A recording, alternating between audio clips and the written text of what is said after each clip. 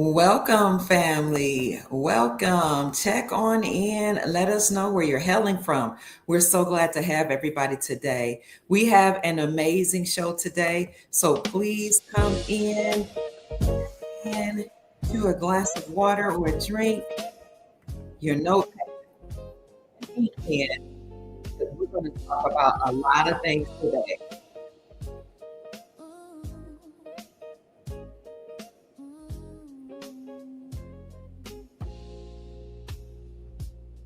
Come on in, family.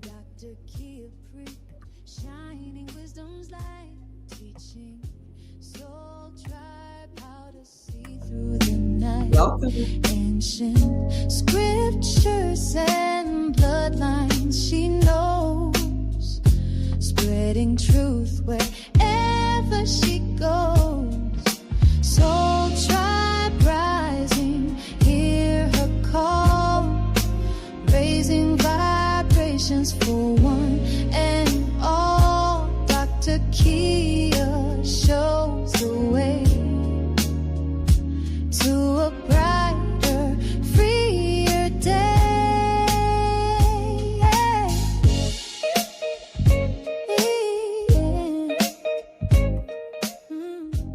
We'll get started in just a few minutes, family.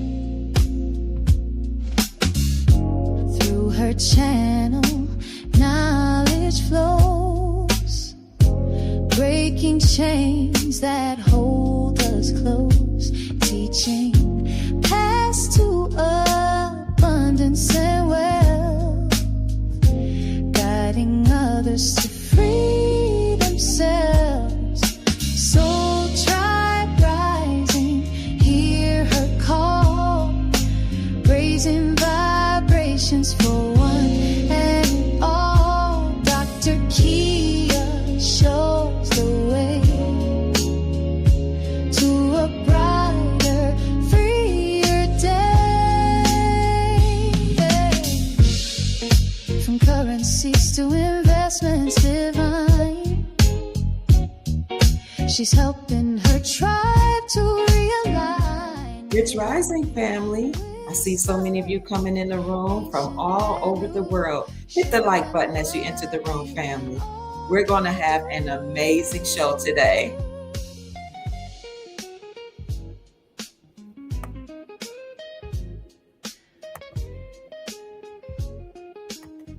Rich Rising, Grand Rising. Sister Sheila's in the house. Sister Amelia's in the house. I see you. Check in. Soul tribe rising, hear her call, raising vibrations for one and all. Dr. Kia shows the way to a brighter, freer day. Soul tribe rising, hear her call, raising vibrations for one and all. Dr. Kia lights the way to a new and brighter day.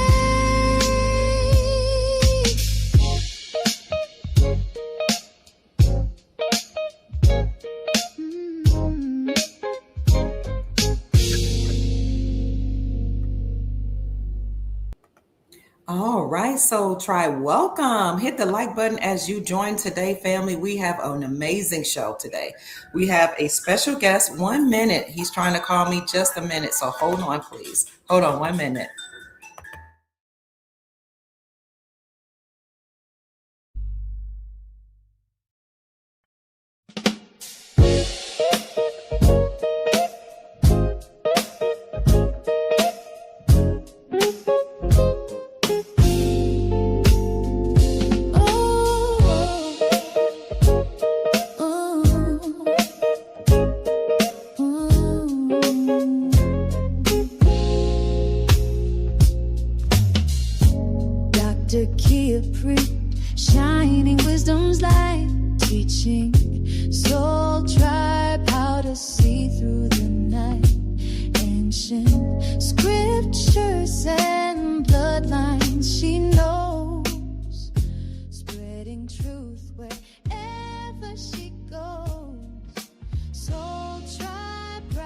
Into the room, family. Come on. Enter his presence with thanksgiving. Yes. Come on in, family. Remember when we used to say, enter into his courts with praise, enter into his gates with thanksgiving?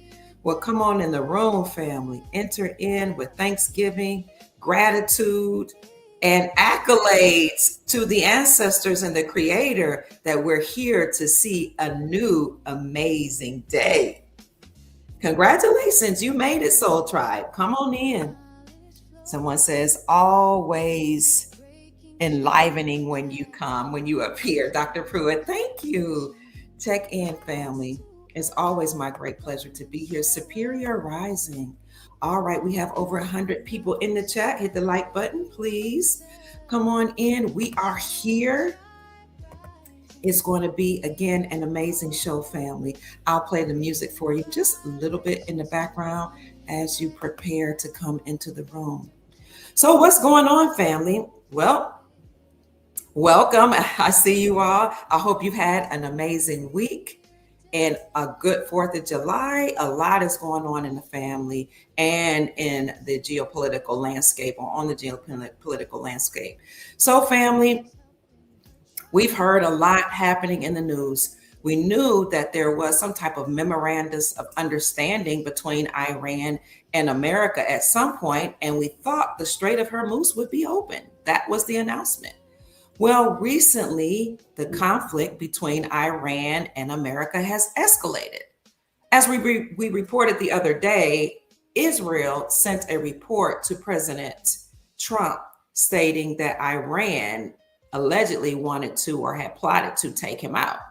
And we know that they've been wanting President Trump for a long time, because he did get rid of their leader and some of the family members of the leader in Iran some time ago. So whenever those things happen where you take out somebody in the family is going to retaliate. But what this has done is it has caused the White House to secure the parameters of the White House, to do some new construction there to make sure everybody is safe and safeguarded.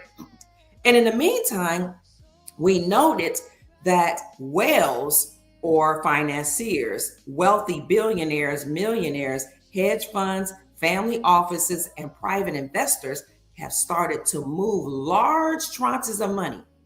And whenever you see billionaires and financiers and bankers, CEOs move large amounts of money, you know something is going on behind the scenes that they're not talking about. It's not just the war.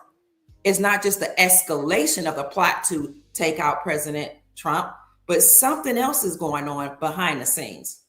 We weren't sure what it was, but what I did for the Soul Tribe was I contacted an economist. Who else to ask what's going on but an economist? So today what I did was I decided to bring on an economist. He's an economist. He's a financier, an investor, an entrepreneur. He's a salesperson. Well, he used to do some sales. He's a world traveler. He's met with many leaders and prelates and ministers and prime ministers and chiefs of different African tribes. This gentleman is a very astute man when it comes to geopolitical news and global financial information. So before I bring him on today, let me introduce him, because some of you have not been following me for a while. Some of you are new, some of you have been here for some time. So let me introduce to you the economist of the Soul Tribe. Dexter Lattimore is an economist and entrepreneur. He received a dual bachelor's degree in economics and Pan-African studies, as he decided he wanted to expand his information and knowledge that he learned here in America abroad. He also has a minor in international business, and he's a world traveler. He worked with prelates, including kings and queens in Africa, and prime ministers and mayors in all parts of the world. And in fact, he is a godson of Malcolm X's eldest daughter. Dexter Lattimore has traveled to 3 continents and to countries such as Senegal, Ghana, Costa Rica, Brazil, Trinidad, and others. He is mentored by Malcolm X's eldest daughter, Ambassador Atala Shabazz. He has done humanitarian work and worked all around the globe. He's also a consummate musician. He is a professional musician, having worked with top recording artists, including Mali Music and Dorinda Clark. and he's also a family man. Without any further ado, because I know you all want to know, what does this mean if people are moving money around? Who cares what the hedge funds, family offices are doing? Billionaires, millionaires, bankers, right? Wealth managers. Well, we should care, because whenever they move money, they know that there's a plot somewhere behind the scenes, and they're positioning themselves. Well, you have the opportunity today to also position yourself. You don't have to be rich to position yourself. All you have to do is be aware so that you can be proactive. Because what if they're planning a global shutdown? What if they're planning something happening in America? Because we did hear the other day that somebody reported that Iran said that they were going to strike America on American soil. We can't have that. This is the 25th anniversary of what happened on 119. Now I'm saying 119. We're talking in codes. Turn that around backwards. So something happened September, right? You remember that a few years ago? This is the 25th anniversary of that. Surely they're not planning something like that. But it's also the 250th anniversary of America, or the signing of the Declaration of Independence. So they're not beyond doing something or trying something. Rest assured that Donald Trump is ready for whatever they try, and the National Guard is on the grounds. However, we are here today to discuss what is going on behind the scenes. Why are people moving money? Meanwhile, silver and gold is down. It's like they're trying to tell a story. Family, today on Tuesday, I had to ask myself, is this Tuesday, July the 13th, 2026? We have brought Economist Dex Lattimore here to share what's going on. Allow me to introduce to some and to present to others the economist of the Soul Tribe, Dex Lattimore. Welcome, Mr. Lattimore. Hello. Hello, how are you? I'm doing well, thank you. How are you? I'm perfect. I'm wondering what's going on. I can tell something's happening. You can feel it in the air. So that's what we're doing here today. How are you doing with whatever's going on in the world? I'm doing well. I've been just trying to keep up with all that's going on. There's so much going on right now, so many moving parts, and just trying to maintain awareness. Yeah, because as an economist, you have to stay abreast of what's going on as you report the news and plan for the future. Absolutely. Mr. Lattimore, when you see people moving large sums of money, what they call tranches of money, should you pay attention, or should you say that's billionaire talk? You should definitely pay attention to it, especially if you are invested, like in the stock market, for example, or if you're invested in Bitcoin. If you have investments, you want to know what's going on in the money arena, because it very much can affect what's going on in your financial portfolio. Okay. So So go ahead. when you look right now, you're talking about whales moving money. There's a rotation occurring. So in the stock market, you have hedge funds and different investment groups that invest in certain markets when they know that they're moving upward. When they are informed that there are going to be downturns, for example, they move their money, right? Okay. So right now, what's going on is a lot of money is being moved from one sector of the market into other areas. So it almost feels like they know something is about to happen. Yes. Okay. Okay. I didn't know if I was just feeling that way, or if that there's some reasoning behind that. My feeling, my gut instinct. Well, when you talk about the AI trade, for example, a lot of companies know that the AI trend is slowing down. And what they do generally, they'll move their money, they'll rotate it from one sector to another, right? So when they know that the stock market is having volatility, oftentimes they'll move it into safer areas. So they'll move the money into things like bonds, Okay. and they'll move their money into insurance, something that they know is going to be safe even when the stock market is moving downward. Okay. So we have a lot of that going on. They also move their money into different consumer defense products, right? These are products that, whether the stock market is doing well or not, there are certain things that, or even if the economy is not doing well, there are still things that consumers have to buy, Okay. right? They're staple goods that we buy no matter what, right? Cleaning supplies, toothpaste, different products. So they move their money into these safer products and these safer sectors so that they can continue to watch their portfolio increase. Because companies like hedge funds and different investment companies, they hold money not just of their own, but of other people's. So they're basically paid to keep people's money invested. They want to make sure that, again, they're not losing money and that their customers are not losing money. Okay. So right now, when you talk about like Nvidia, for example, you talk about Microsoft, Tesla, these are what they would call the Mag 7, the Magnificent Seven. There have been a few companies right now that's holding up the market, holding up the stock market. So the S&P 500 right now is moving upward. Through the year has been moving upward, but it's because these Mag 7 companies has been pulling the entire stock market upward. Otherwise, you have a lot of the companies that are in the S&P 500 that have been down for this year and last year. Okay. So when you talk about the hedge funds and these major investment companies right now, they know that the AI momentum is slowing down, right?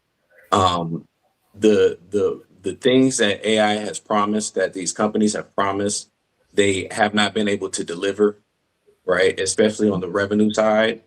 They've been able to generate a lot of money in terms of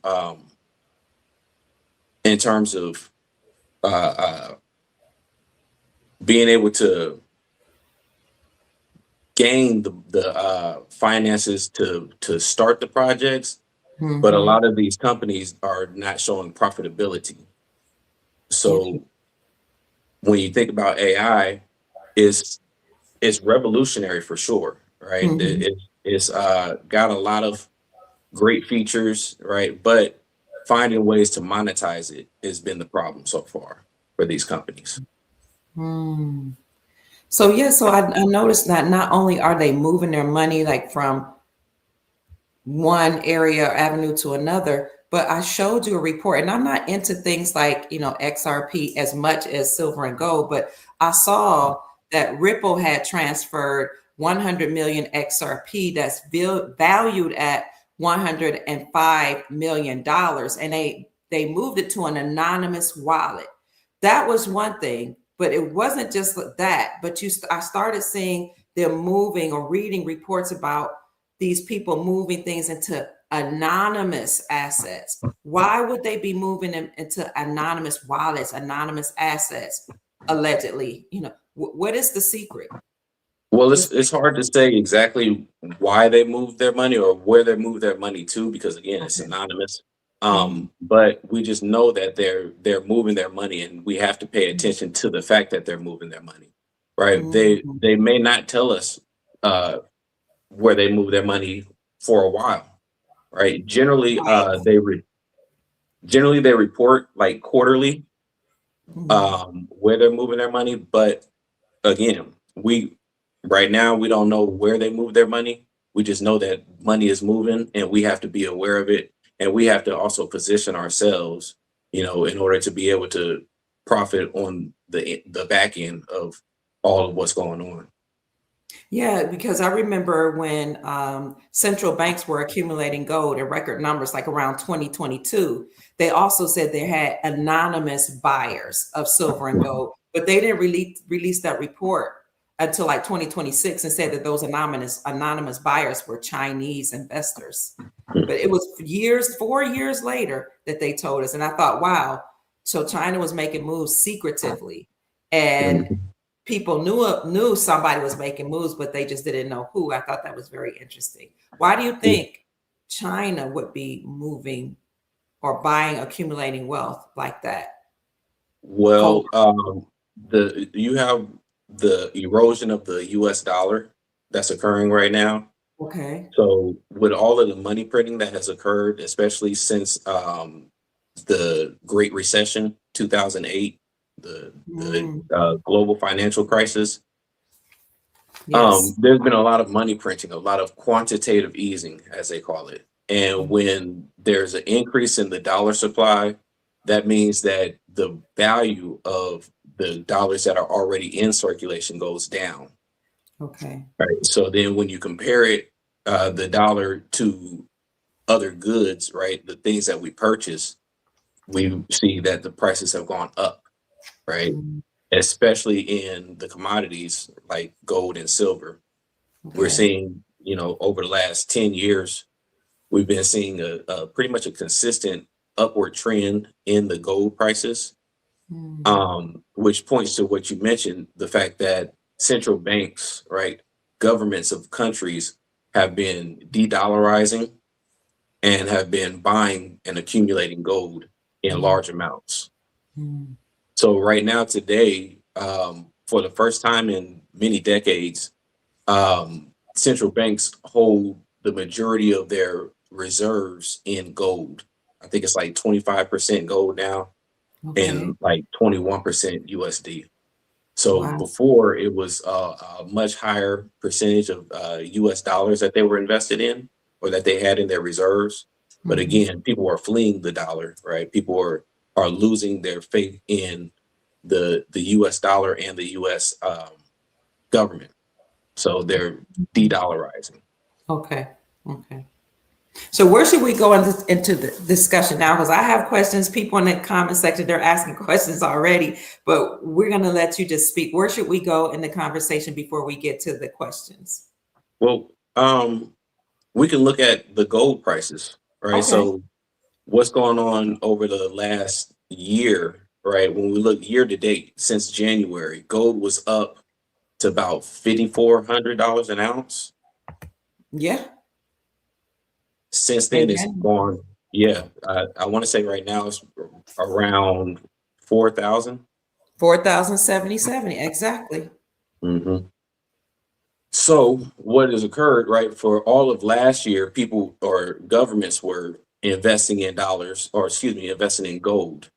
Okay. Um, since then, you had two major incidents, right? In January, I want to say, the U.S. government confiscated Venezuela's president. At that time, the gold prices started moving. I'm sorry. I laughed because Hmm. that was wild when that happened. I had never heard Hmm. of anything like that, but yes. Right. Okay. So the gold prices started moving from that point. It took if you remember in January, the end of January, there was like a 10% decrease in the gold price Hmm. in a day, but then it rebounded and it just kept going up. It did. Yes. Once once the war in Iran occurred or started, and I think it started February 28th. March 2nd was a Monday, and gold has been taking a hit since then. Yes. Yes. So the reason is because there's an oil crisis occurring right now, right? With the Strait of Hormuz being closed, a lot of countries have been having to sell their gold in order to get US dollars because you have to buy oil in dollars, right? That's Okay. what the petrodollar is about. Okay. You you can't buy oil with gold most countries don't accept gold, for oil payments. Okay. So then the price of the price of gold has been going down, right? Because there's been a lot of selling. Mm. But it's an opportunity for retail investors, right? For average people to purchase gold right now, purchase silver. Because if you thought that gold and silver were valuable when it was at $5,400, Mm. then this should be considered a discount, right? Okay. It's like a 30% haircut on the price of gold, right? Like a 50% haircut on the price of silver. Right? Silver was at I think it peaked at $129 an ounce. Yeah, about 130. It was 130. Yes. Yeah. So that was in January, right? But since then, it's down to like what, 58? Exactly. Here it is right here, 58. Yes. Wow, it has even gone down since yesterday. It just keeps Yeah. declining. Okay. So if you can take it to a 6 month period, Mm-hmm. then you'll see that the price of silver and gold have been, yes, they have been going down, but depending on the news of what is going on, what Trump reports, or what is going on with the Strait of Hormuz, whenever they would report that there was a memorandum of understanding or peace talks, Yes. then the price of gold would start to go up, Mm. and vice versa, the price of oil started to go down. Excuse me 1 minute. Miss Sister Karen, this isn't a replay. This is a live recording for those of you that are wondering. Today is July 13th, 2026. We did mention that earlier in the podcast. Is it Tuesday? I think it's Tuesday. Monday. Oh, this is Monday. I apologize. This is Monday. It's hard to keep up sometimes. So this is a live broadcast. All right, Mr. Lattimore. And if you all are enjoying this so far, please support Mr. Lattimore. You can send him a cash app at $Dex Lattimore. I like to do this for all my guests, but you can also follow him on the Dex Lattimore Show on YouTube. All right, Mr. Lattimore, you were talking about how geopolitics influences the prices of gold and silver. Correct. Okay. So yeah, during this war, excuse me, during this war, the price of gold and silver have gone down. But if you take a full picture of what's been going on, the overall trend, when you're not just talking about this year, but when you talk about the past 5 years, 10 years, there's an upward trajectory for the gold and silver commodities, because again, countries are fleeing the dollar, right? But right now, there's just a temporary need for the dollar Mm, with the okay. gold, with the oil crisis that's been occurring. Mm, So then when you look at like Asia, for example, right now, Asia, a lot of the East Asian countries are heavily dependent on the oil that comes from the Strait of Hormuz. okay. Okay. And so they're having oil shortage problems in Japan, for example, Indonesia, the Philippines. So they are actually rationing their oil, Mm, right? They're also rationing food because there's a shortage of food, right? There's even in the Strait of Hormuz, they don't just transport oil, but they also transport things like fertilizer, helium, different products. And that's had a major effect on the economies of many countries around the world. If you remember, I don't know if you heard Donald Trump during the G7, he mentioned that we were about 4 weeks away from pretty much draining our reserves. my goodness. Yeah, so You told me about that. yeah, so he's been doing a lot to make sure that the uh, the economy of America doesn't collapse, Mm, right? Um, Anytime the stock market started going down, he would make a quote, a post talking Yeah. about, peace talks and different things. Um, Oh, okay. That's why he does that. So right. that would boost the markets. Yes, because the markets are pretty much people investing, right? Okay.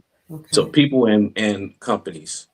So when people are euphoric about the or optimistic about the outcome or of the future earnings of companies, they invest in Hmm. these companies. They put money into these companies.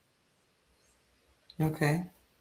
I just pulled up the article where it said Trump says oil reserves would run out in 4 weeks without Iran deal, risking what he calls bedlam. Okay. Yeah. So actually, at that time, he actually said that he doesn't want to be Herbert Hoover, right? So Okay. the whole memorandum of understanding was created so that he could make sure that the markets don't crash, Mm, right? And that we don't have a Great Depression on his watch. okay.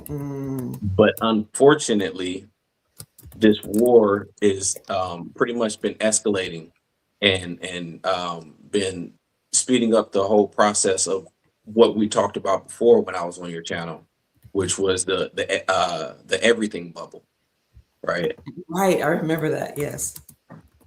Everything has been pretty much mixed together. The housing market, the car market, the stock market, things have been getting too expensive, right? Everything is overpriced.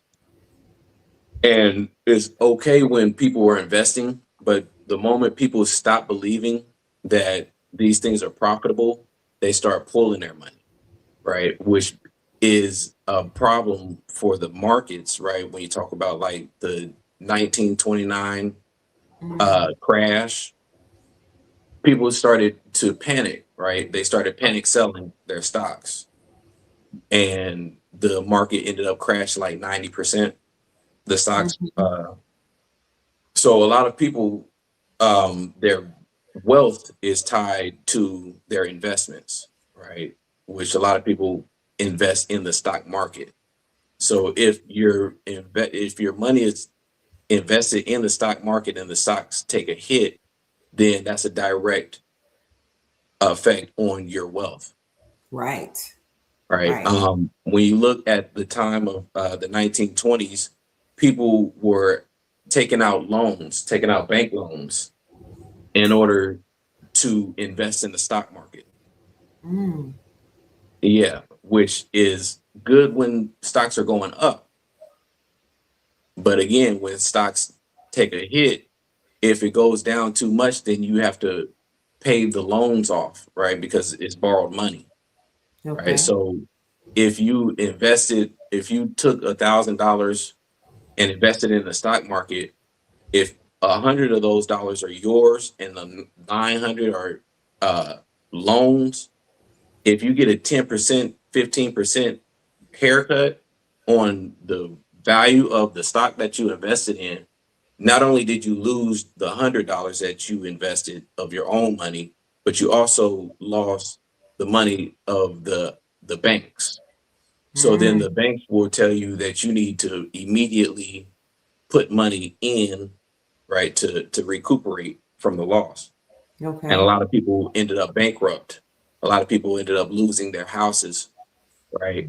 Because they were highly leveraged, right? They loaned money or borrowed money in order to invest, and so then when you can't pay that back, they seize whatever assets you have. Mm, mm, So you fast forward that to today, the same thing has been going on to a large degree. People have been borrowing money in order to invest in the stock market today. okay. And for the last 3 years, the stocks have been going up. The AI trade has been fabulous for the Yeah. market. But when the event happens, if it should happen, which when you study the stock market, there's always a correction, right? There's a Hmm. there's a pretty much a correction of about 5 to 10% every year to 3 years. Then Okay. you have a bear market, right, which happens about every 3 years, every 3 to 5 years. So a correction is about 5 to 10%. A bear market is about 20% Okay. of a decrease. Then you have a crash, right? Stock Mhm. market crash would be 50% or more. Okay. So what's going on right now? We've been having historical highs in the stock market, but they are now starting to warn that there's different signs showing that the AI trade is slowing down. And because that is slowing down, we're having questions as to whether the economy can sustain itself. Right. When we look at not the stock market, but when we look at the actual economy, jobs are being cut, right? People are Yeah. losing their jobs. Yeah. People are having to work part-time jobs, right? 2, 3 part-time jobs in order Mhm. to make the amount of income that they need. I saw somebody said they only have crypto. Yes. Yes. Crypto is another concern, Yeah. right? Because when you talk about crypto from its high last year, I think in around October, it was at about 120,000, and right now it's sitting close to like 65,000. Oh, wow. So it's taking a hit, just like gold and silver. Yes, but the Okay. problem with crypto is that it's hard to show the value that crypto has, aside from people believing that it was a good way to invest outside of the dollar, right? If you didn't believe in the dollar, then people jumped into crypto because they thought that it would always go up. Um, but crypto is questionable, to say the least, because where is its intrinsic value? What value does it have aside from the fact that people are trading it, right? Mm.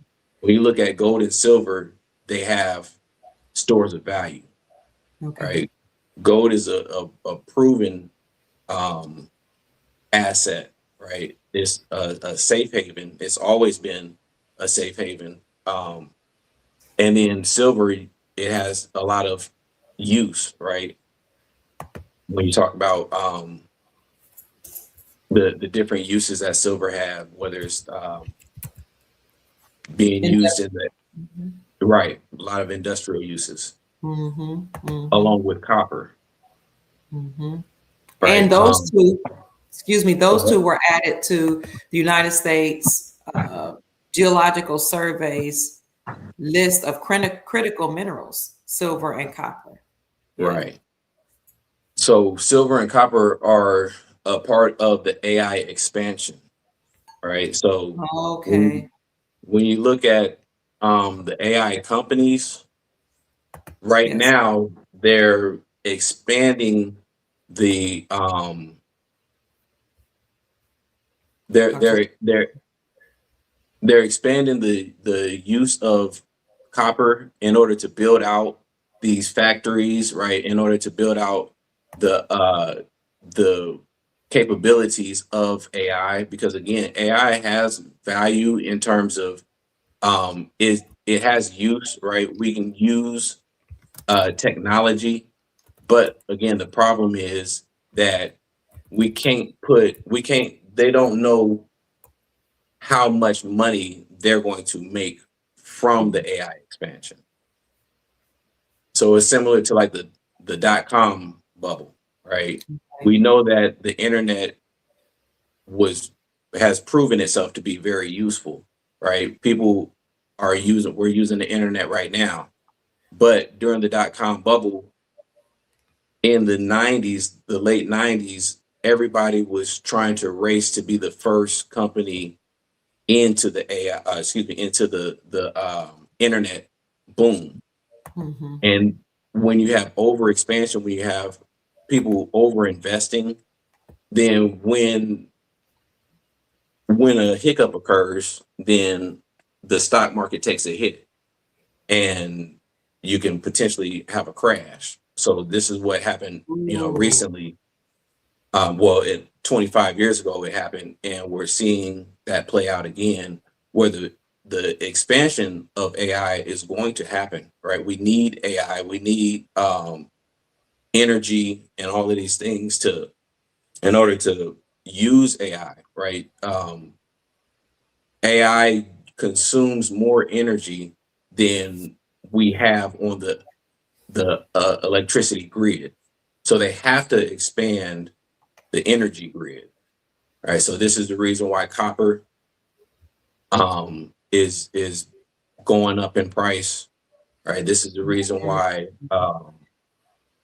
they're talking about even nuclear energy, right? Because we use so much electricity with AI alone that the the uh the electricity grid cannot support the amount of energy that's being consumed already by AI.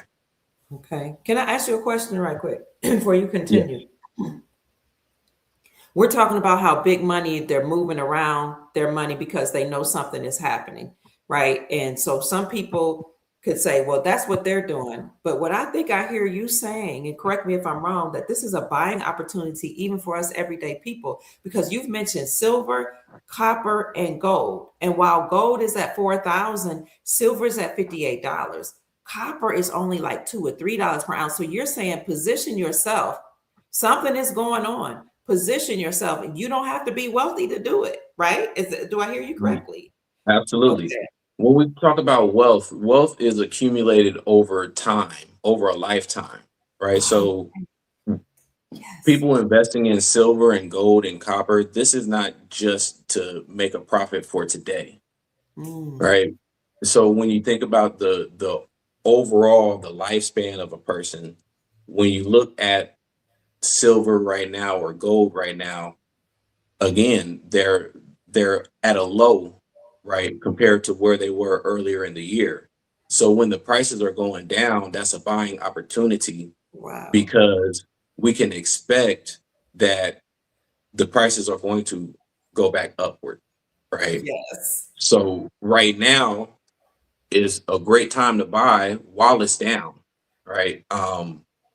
One of the investors that I follow closely, Rick Rule, he says that this is again, it's a discount, right? It's like walking into a Mhm. store and the favorite thing that you always purchase has a 50% discount sticker on it. It's a Mm, great time to accumulate more. If you were yes. going to buy one, you should buy two because it's half off. Let me just say something right quick before you go on. This is a Mhm. person that really, really loves you, and I often see mystical energy say things to you, say, "Bring Dex Lattimore back." I really appreciate him. So this is a gift from mystical energy to you, Mr. Lattimore. He says, "I don't have Cash App, but thank you, Brother Dexter, for your insight and knowledge to help the soul tribe."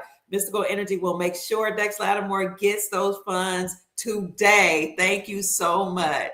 Thank you. We Thank you. appreciate you. We always appreciate when the Soul Tribe is grateful for the information that we provide on the Dr. Kia Pruitt Show. Thank you, Mystical Energy.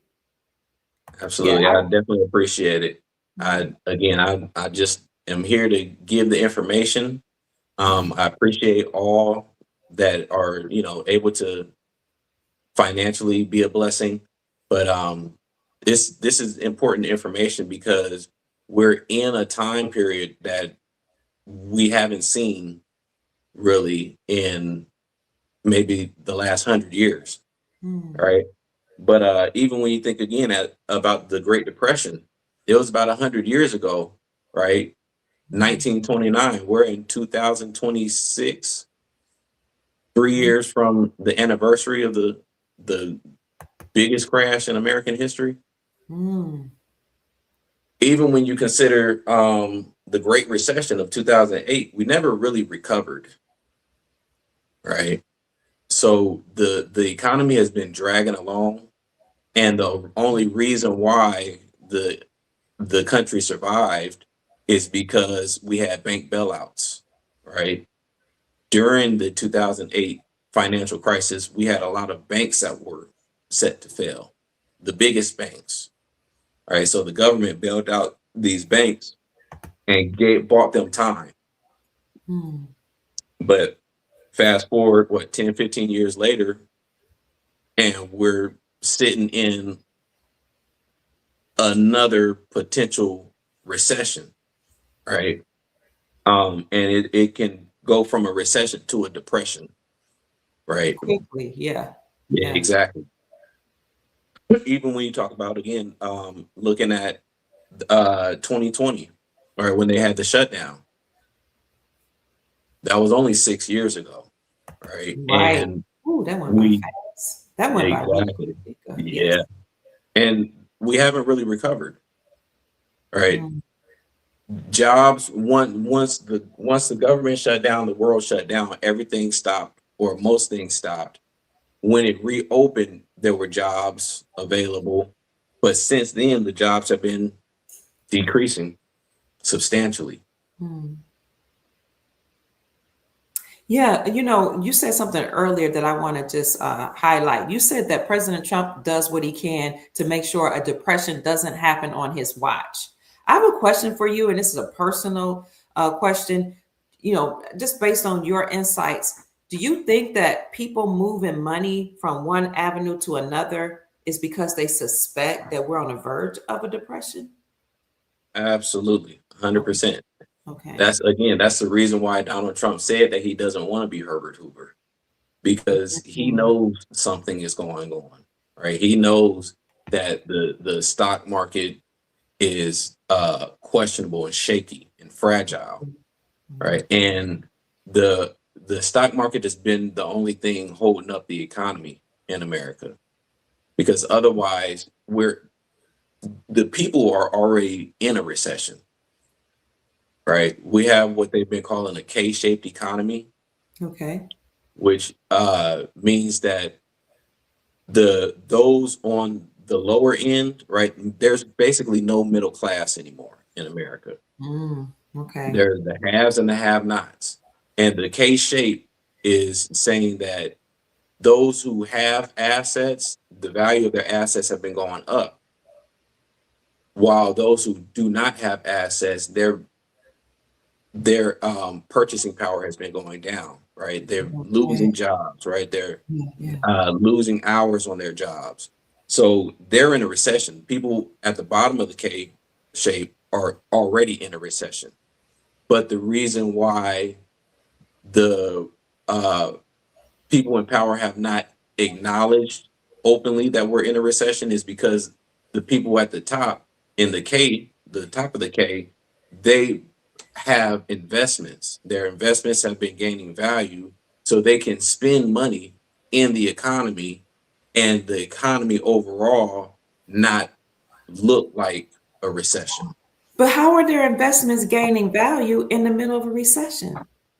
Right. So it's a matter of what they're invested in. I Right. see. Again, you look at Tesla, Google, Apple, Nvidia, these Mm, companies have been doing very well.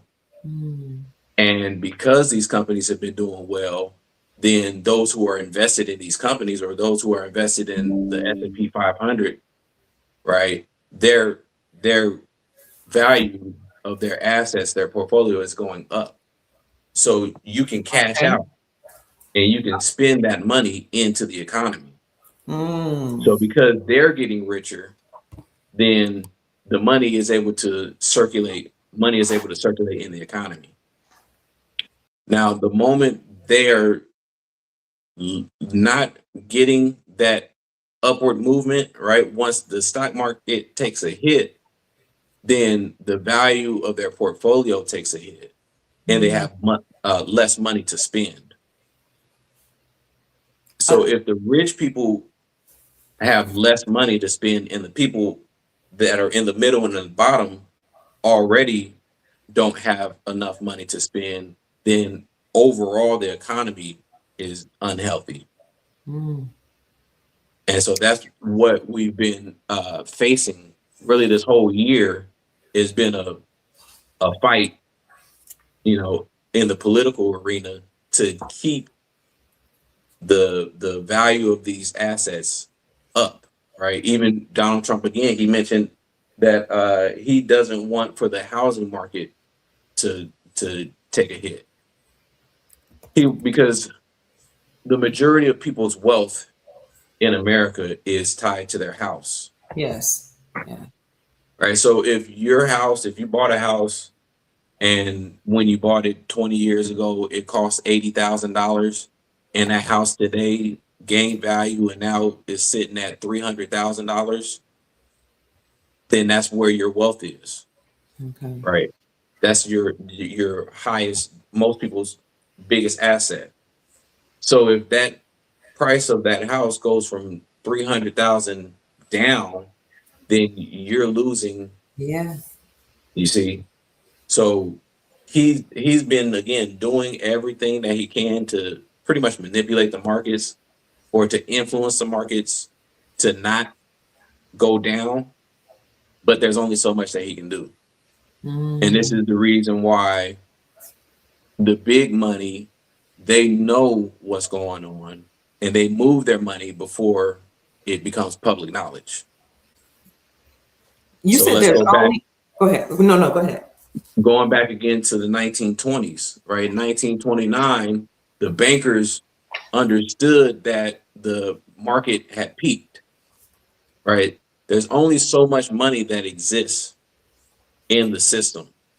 And so you can throw money into the stock market, for example, but those in power understand that the people only have so much money. Once you've maxed out the amount of money that's available and it's all tied into the stock market, then the people in power know that the stock market is overvalued, overpriced, and that there is no more money that can be put into the stock market. So what they do, they take their money, right? Okay. And then, but they take their money before the downward trend occurs. But when large companies and the whales, the big investors, when they move money, it can directly influence the market, right? If they put $1 million into the stock market, you can see a upward swing immediately, oftentimes. But when they're taking millions of dollars out of the market, you'll see a percentage change, right? And it Mm. triggers a sell off. So again, they're moving their money now and investing it into other areas that they know or they believe will be profitable, down the road, while they know that the hot trend that everybody's been jumping on board with Mm-hmm. is taking a hit. Mm. So Mm. they like to move their money, allow for the average investors to lose that money, right? And then they'll buy when everything is at the bottom. Makes sense. This information is so important that Inner World, welcome Inner World. It's good to see you. Said YouTube is playing really long commercials right now. So what Inner World says is they don't want us to hear Dex Lattimore's deep knowledge. Let's see here. They don't want us to hear you drop this knowledge. Why is it that when it comes to economic knowledge or money, finances, anything that can actually help the people, it seems like the people in power try to interrupt that? They profit off of your ignorance. Okay. All right. If you blindly follow whatever they tell you, then they can make a ton of money. But if you are informed, then you're not just going to throw your money blindly, right? Again, crypto. Everybody threw money into crypto, not really understanding the value that crypto has or the lack thereof. But Hmm. because it was they call it a momentum trade, right? People jump into it when it's the trend. Yeah. right? Ooh. So you have a lot of trend followers invested into the stock market. So right now, this is we have passive investors, right? They don't study the market, they don't study the companies that they're bought into. They just invest because it's Tesla, right? Yes. Yes.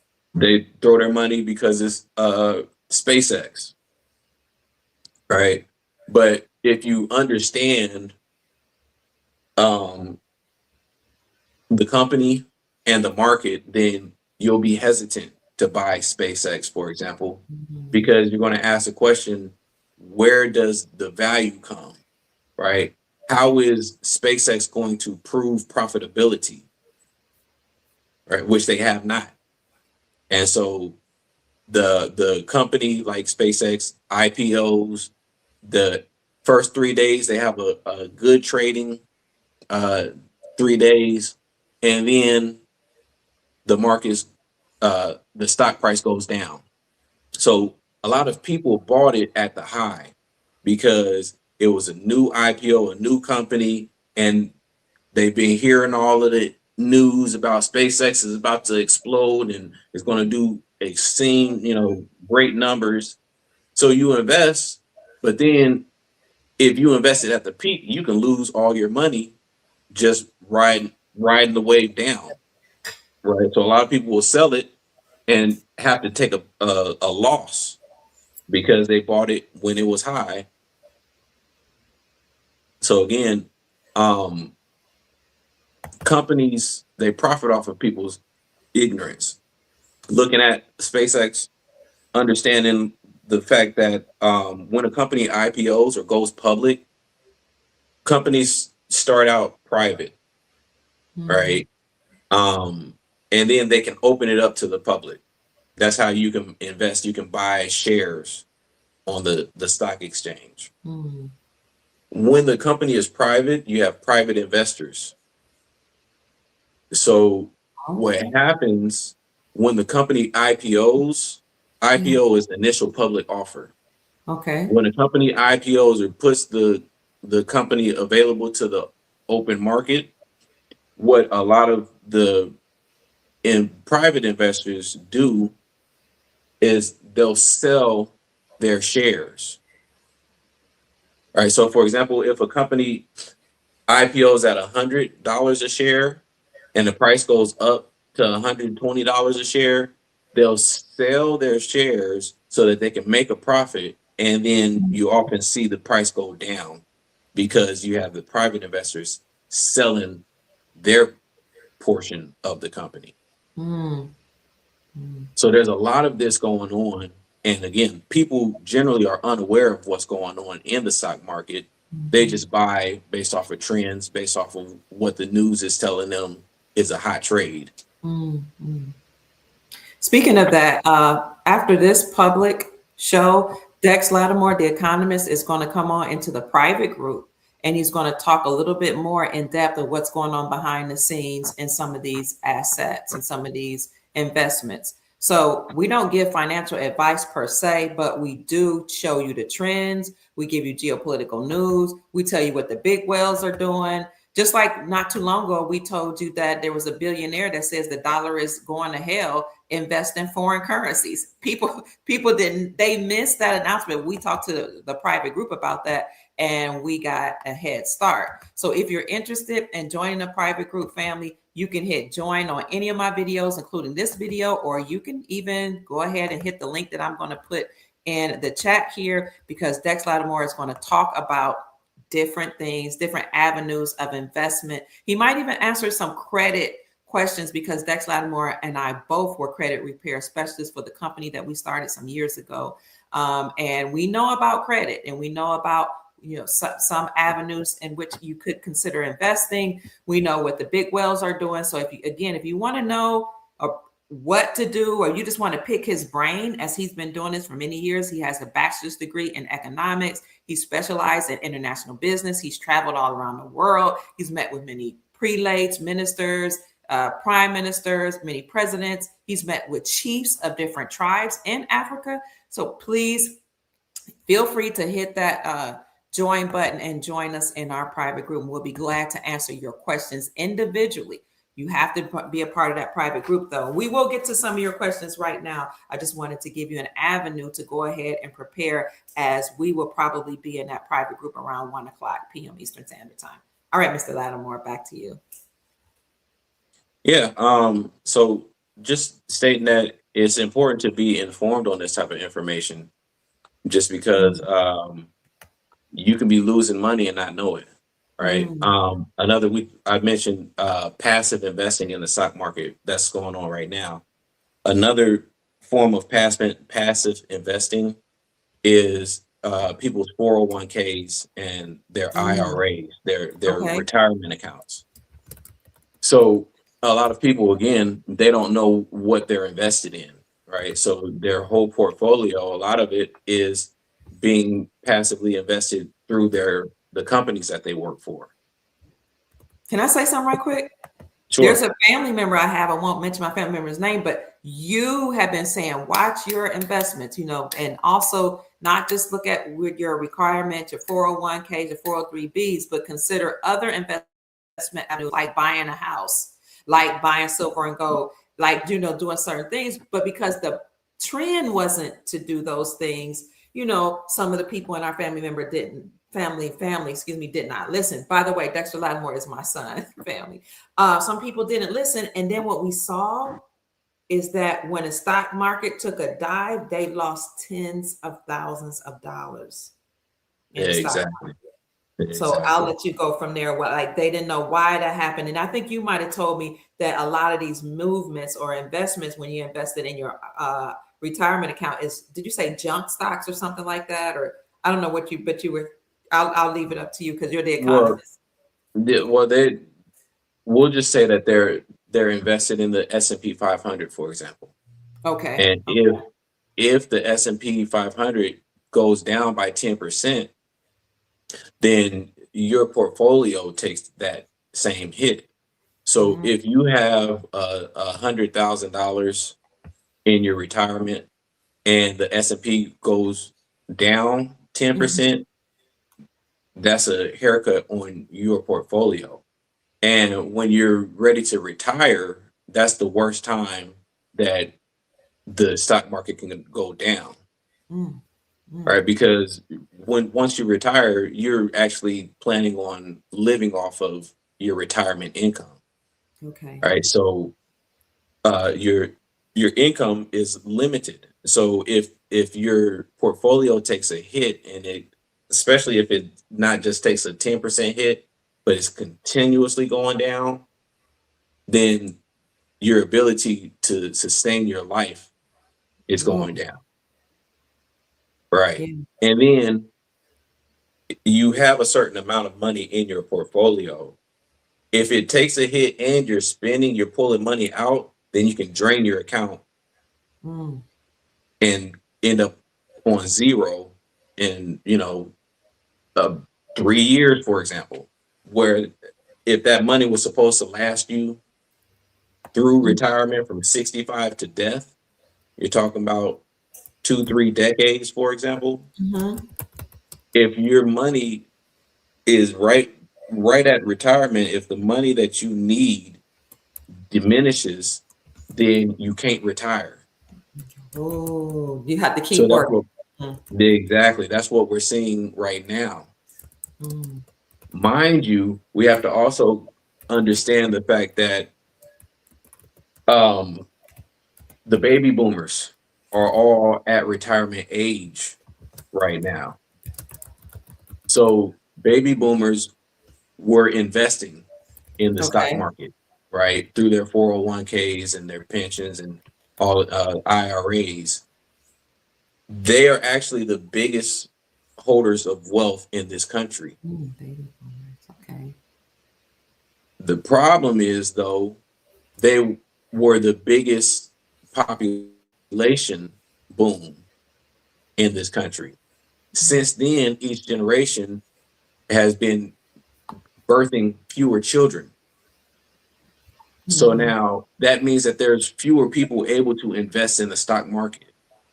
fewer dollars able to go into the stock I market. see. I And see. simultaneously, they need to withdraw their money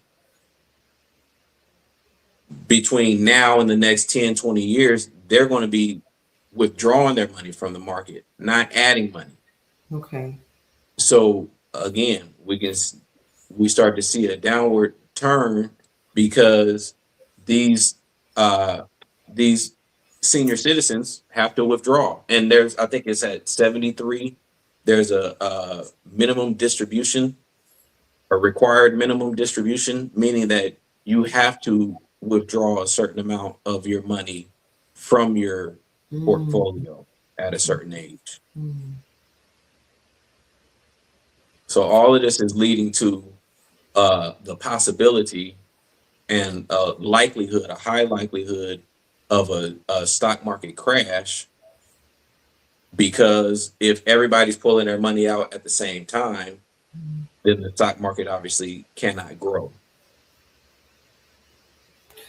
For people who say, okay, I have my retirement account and I have my house, what else can I do to position myself?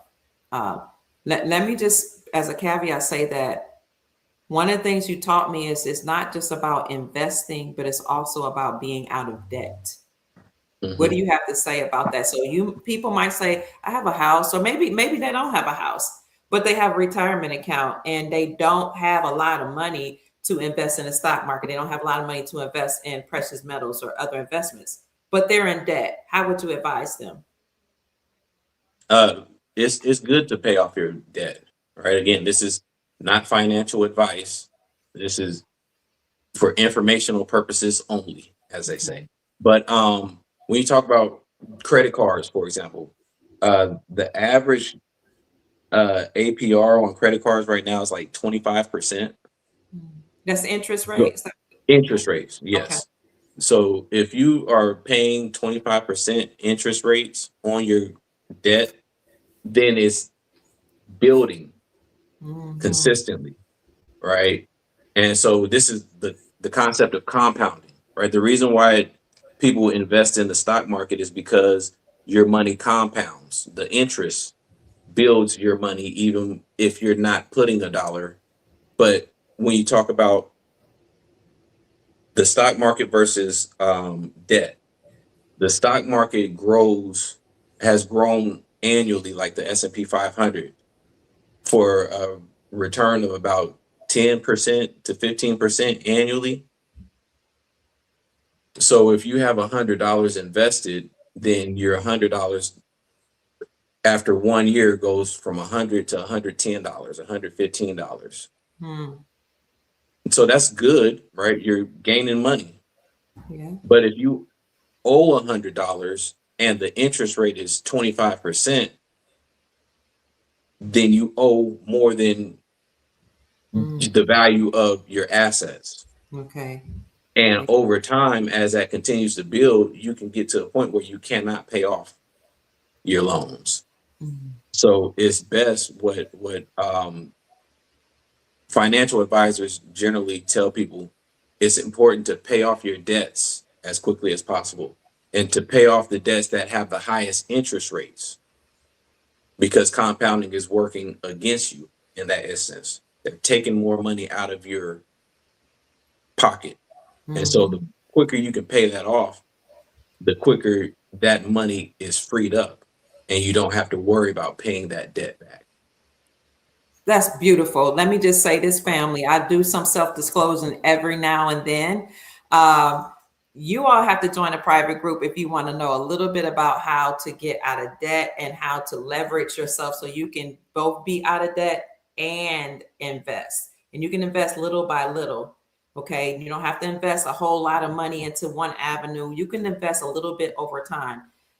So I talked about self-disclosure not too long ago. It might have been like 6 months ago. I talked to my son, Dex Lattimore, and I said, look, I'm really trying to move out of this neighborhood, but I'm having an issue. When I live in a good neighborhood, I just wanted to move, to a different neighborhood.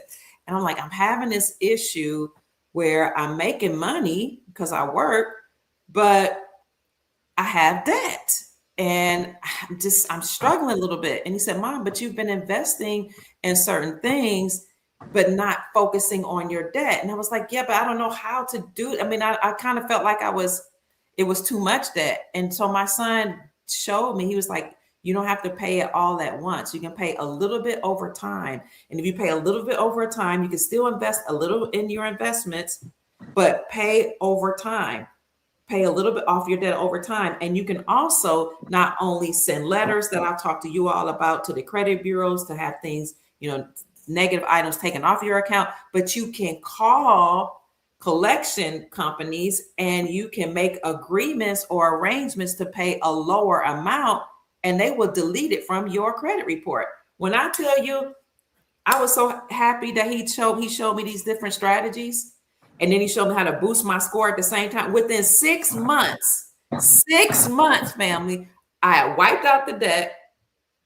Now the larger debt, that took me a year. But in 6 months, I wiped out the debt, saved a little money, pulled back some on the investments, and was able to move from a 2-bedroom apartment to a 4-bedroom house because of the advice Dex Lattimore, the economist, gave us. So I just want to know what do you have anything to say about that, Mr. Lattimore? Because I was so gung-ho about I need to prepare for the future. I need to invest. And you're like, you need to be out of debt.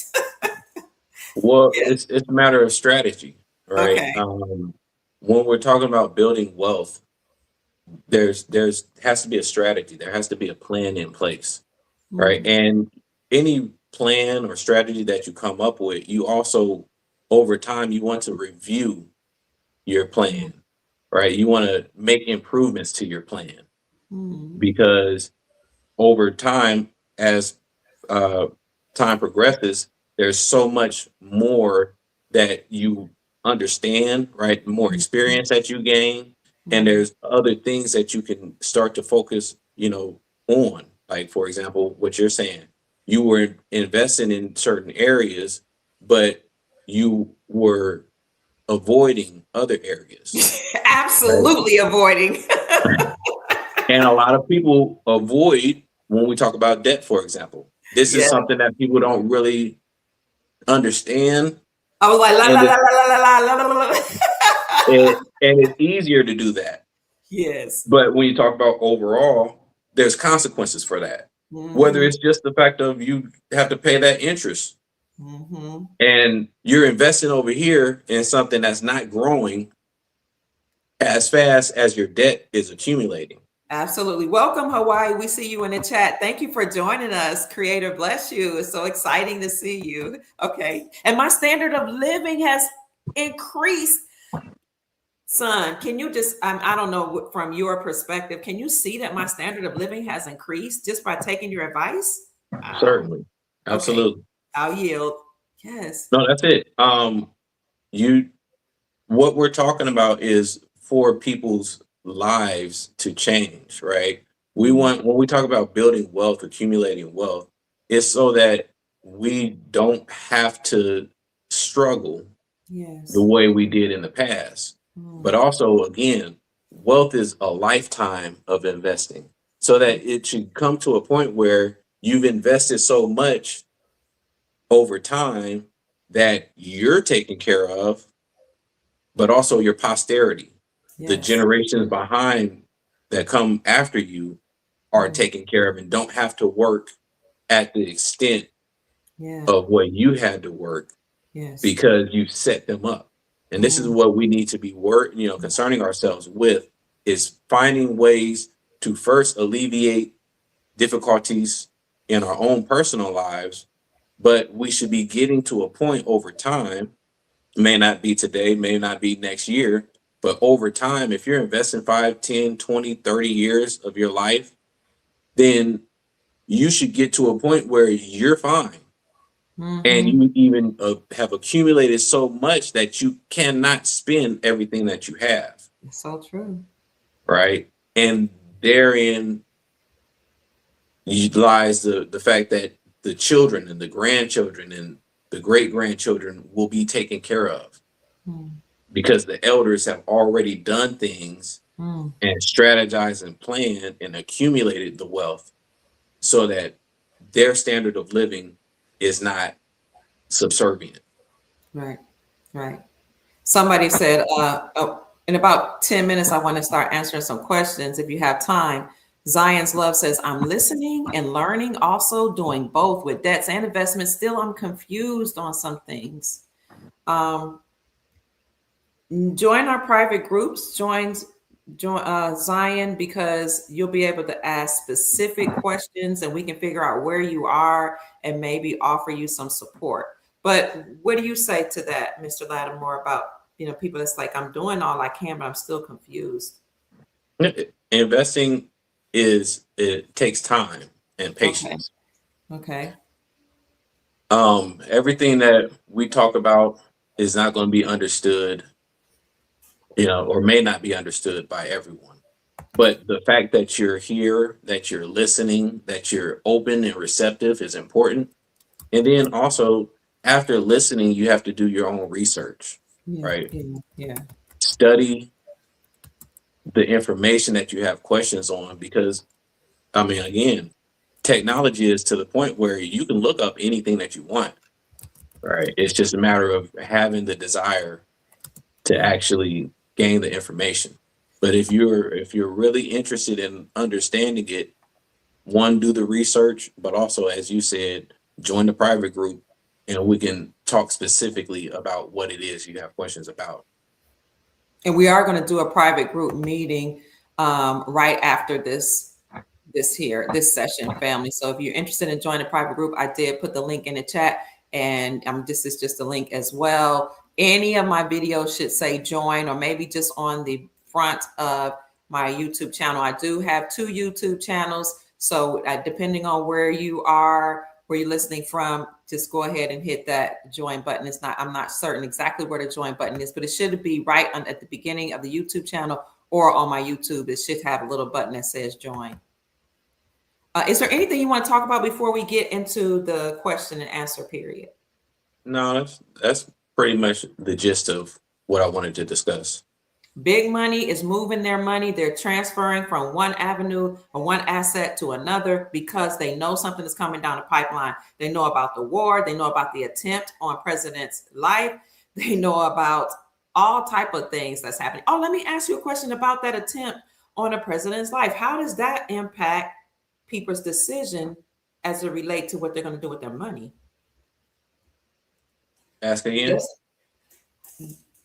How does the fact that President Trump heard that there was a potential threat on his life, how does that impact people's decisions about money?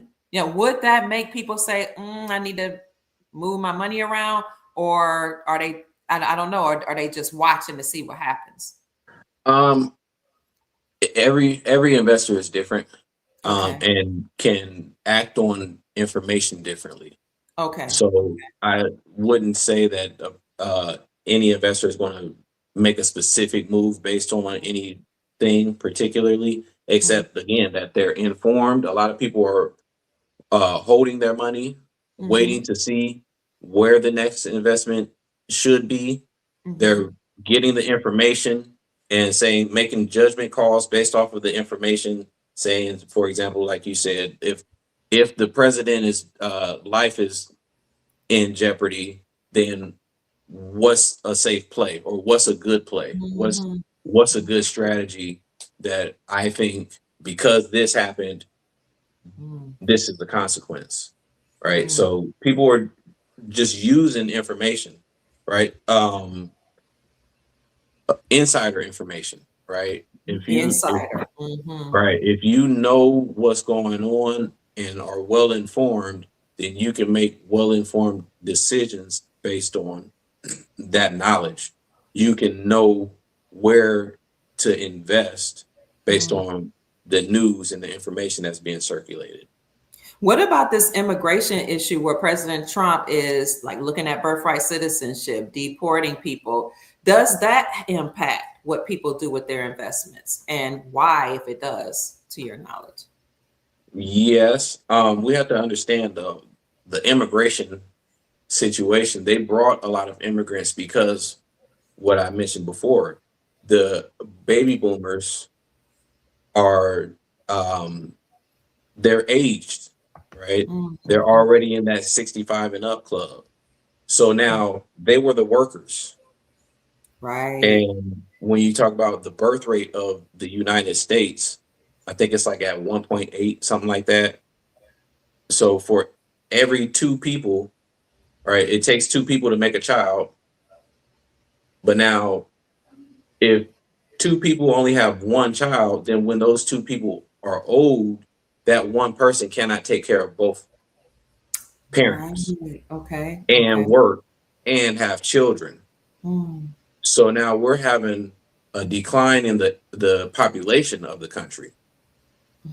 So they brought a lot of foreigners to be able to fill up the gap of the workers that Mm. are not being born for the country. Okay. What they've done though, they brought in so many foreigners that now they've been competing with the citizens for jobs. Mm. So they're currently removing a lot of foreigners because the job market is already fragile. Mm-hmm. Mm-hmm. Mm-hmm. And so that could impact somebody's decision. I reckon in regards to how to invest or what to invest in. But like you said, every investor is different. They gather the information before they make decisions. Absolutely. Absolutely. So, with a lot of immigration issues and policies changing, what I've noticed that whole neighborhoods are vacant. Commercial real estate is now available. Businesses are leaving. What type of information would you offer that could support or help the Soul family when you look at how neighborhoods are empty, car lots are empty, commercial properties? What ought we to consider? It's a good buying opportunity, Okay. right? The more people that you have, it's a economics is all about supply and demand, Okay. right? So the more people that you have in the economy, they're competing for the same goods. Hmm. So when you talk about housing, for example, if just to use an easy scenario, if there are 100 houses available in a community and 100 people looking to buy houses, no problem. Everybody can be housed. Mm-hmm. If you get an influx of another 50 people, for example, and now you're at 150 people competing for the same 100 houses, well, now you have price wars, price Mm. bidding wars, right? The house is going to go to the highest bidder. And Mm. then there are going to be people who are left out of the buying opportunity simply because not because they didn't have the money per se, but because there's only 100 houses. And if there's 150 people competing for 100 houses, the housing market, the price of the houses is going to go up. But then also there's going to be 50 people who don't have a house. Right. Mm. Now, what happens when the 150, so generally you'll have builders to come, right, to build in addition to the 100 houses that are available. But it takes time to build those houses. So the first year they might be able to build 20 houses, for example. That still doesn't take care of the full 50 that are looking for a house. Mm-hmm. Now, going again back to the scenario, 100 houses, 150 people. If the population decreases from 150 to 80, for example, now there's still 100 houses, but only 80% of those houses or 80 of those houses will be occupied. And then there's still 20 houses that are available. So what happens is the price of the houses go down because there's not a high demand for the houses. People are not bidding Mm. higher and higher prices. And everybody, if there's 80 people trying to get 100 houses, everybody can get a house.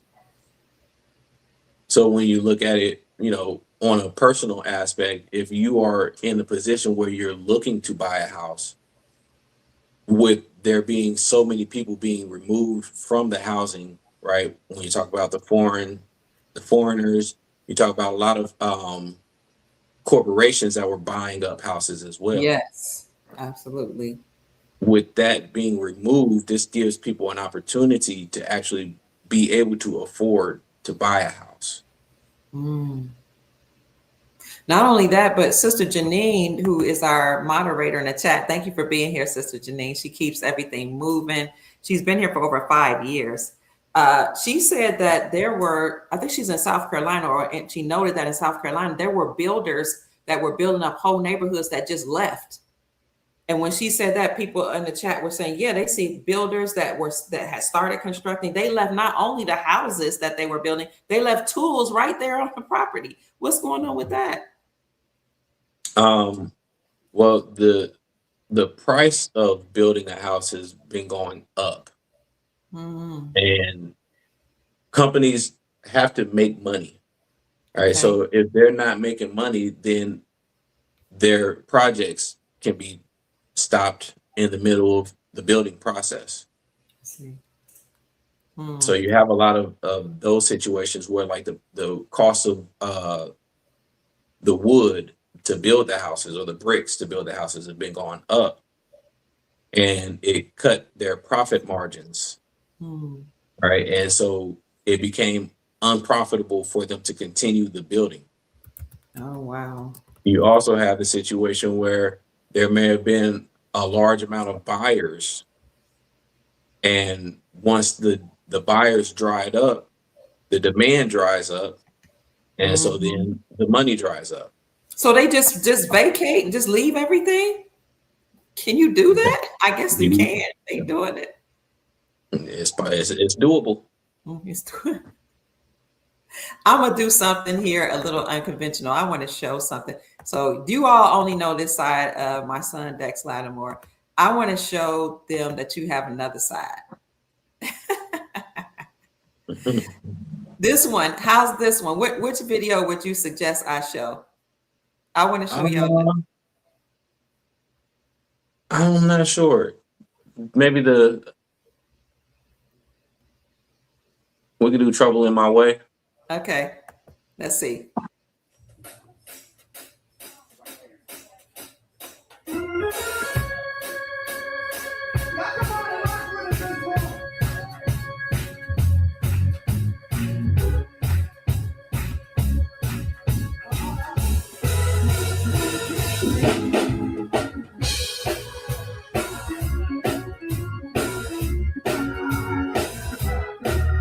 I want to see one with you going in.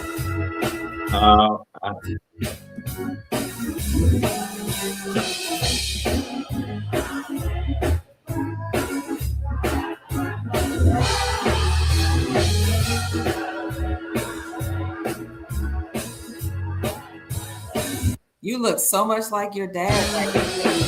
So much like your dad. Yeah. Dex Lattimore is an organist, a minister of music as well. He was a pastor of a church at one time. He's an economist. He does a whole lot of things. Dex, do you have one where I was looking for one with your church, where you working in your church in Tennessee? And I sent you a video clip of you. I was just recording. You were going in. Do you have that one? Yeah, that video is long, and so it's like an hour long. So I don't know exactly where in the video it's good. Okay, but I just want them to see.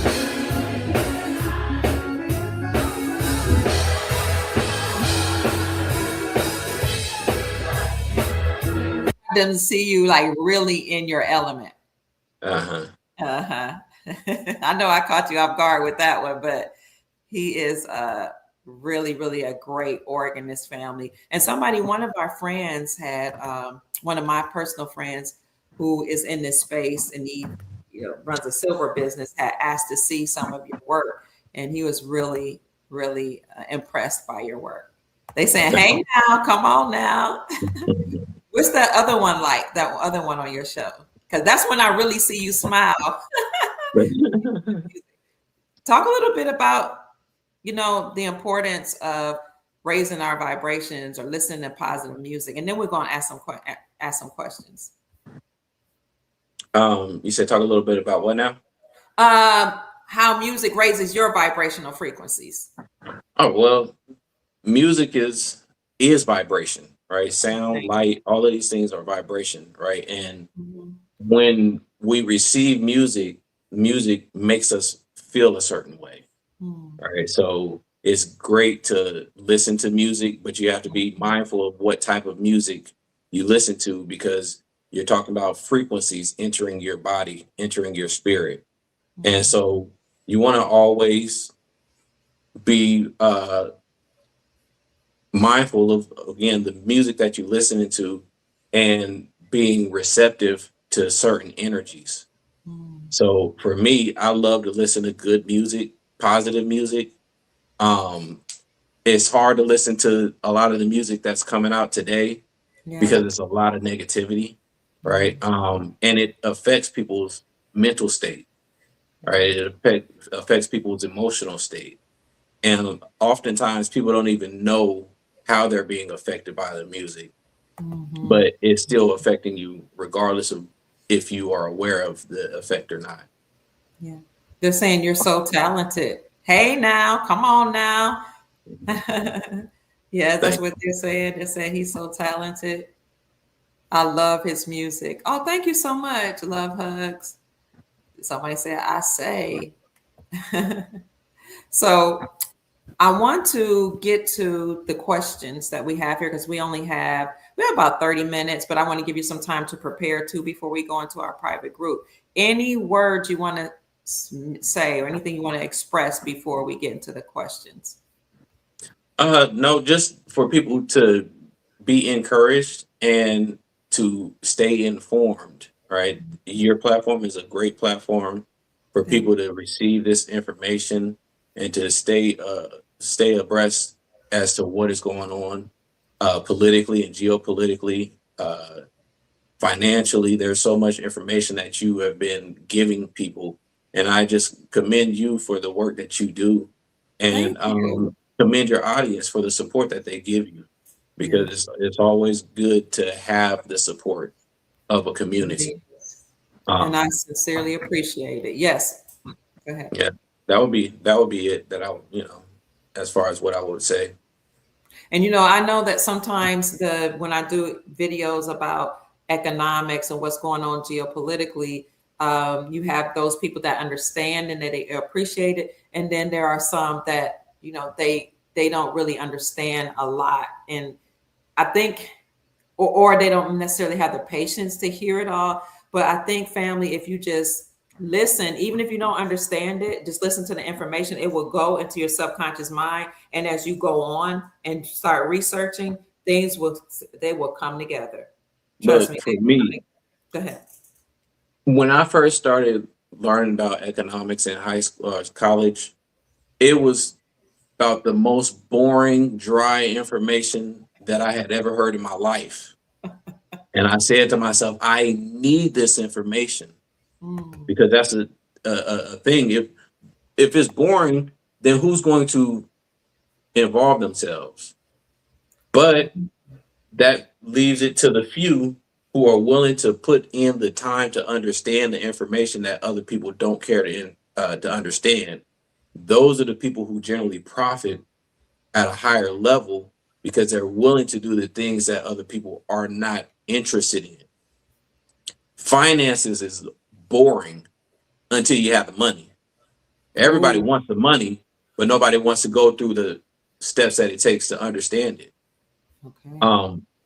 When you and I were studying economics, a lot of times you would be like, "Oh, son, I can't even stay awake to hear this information."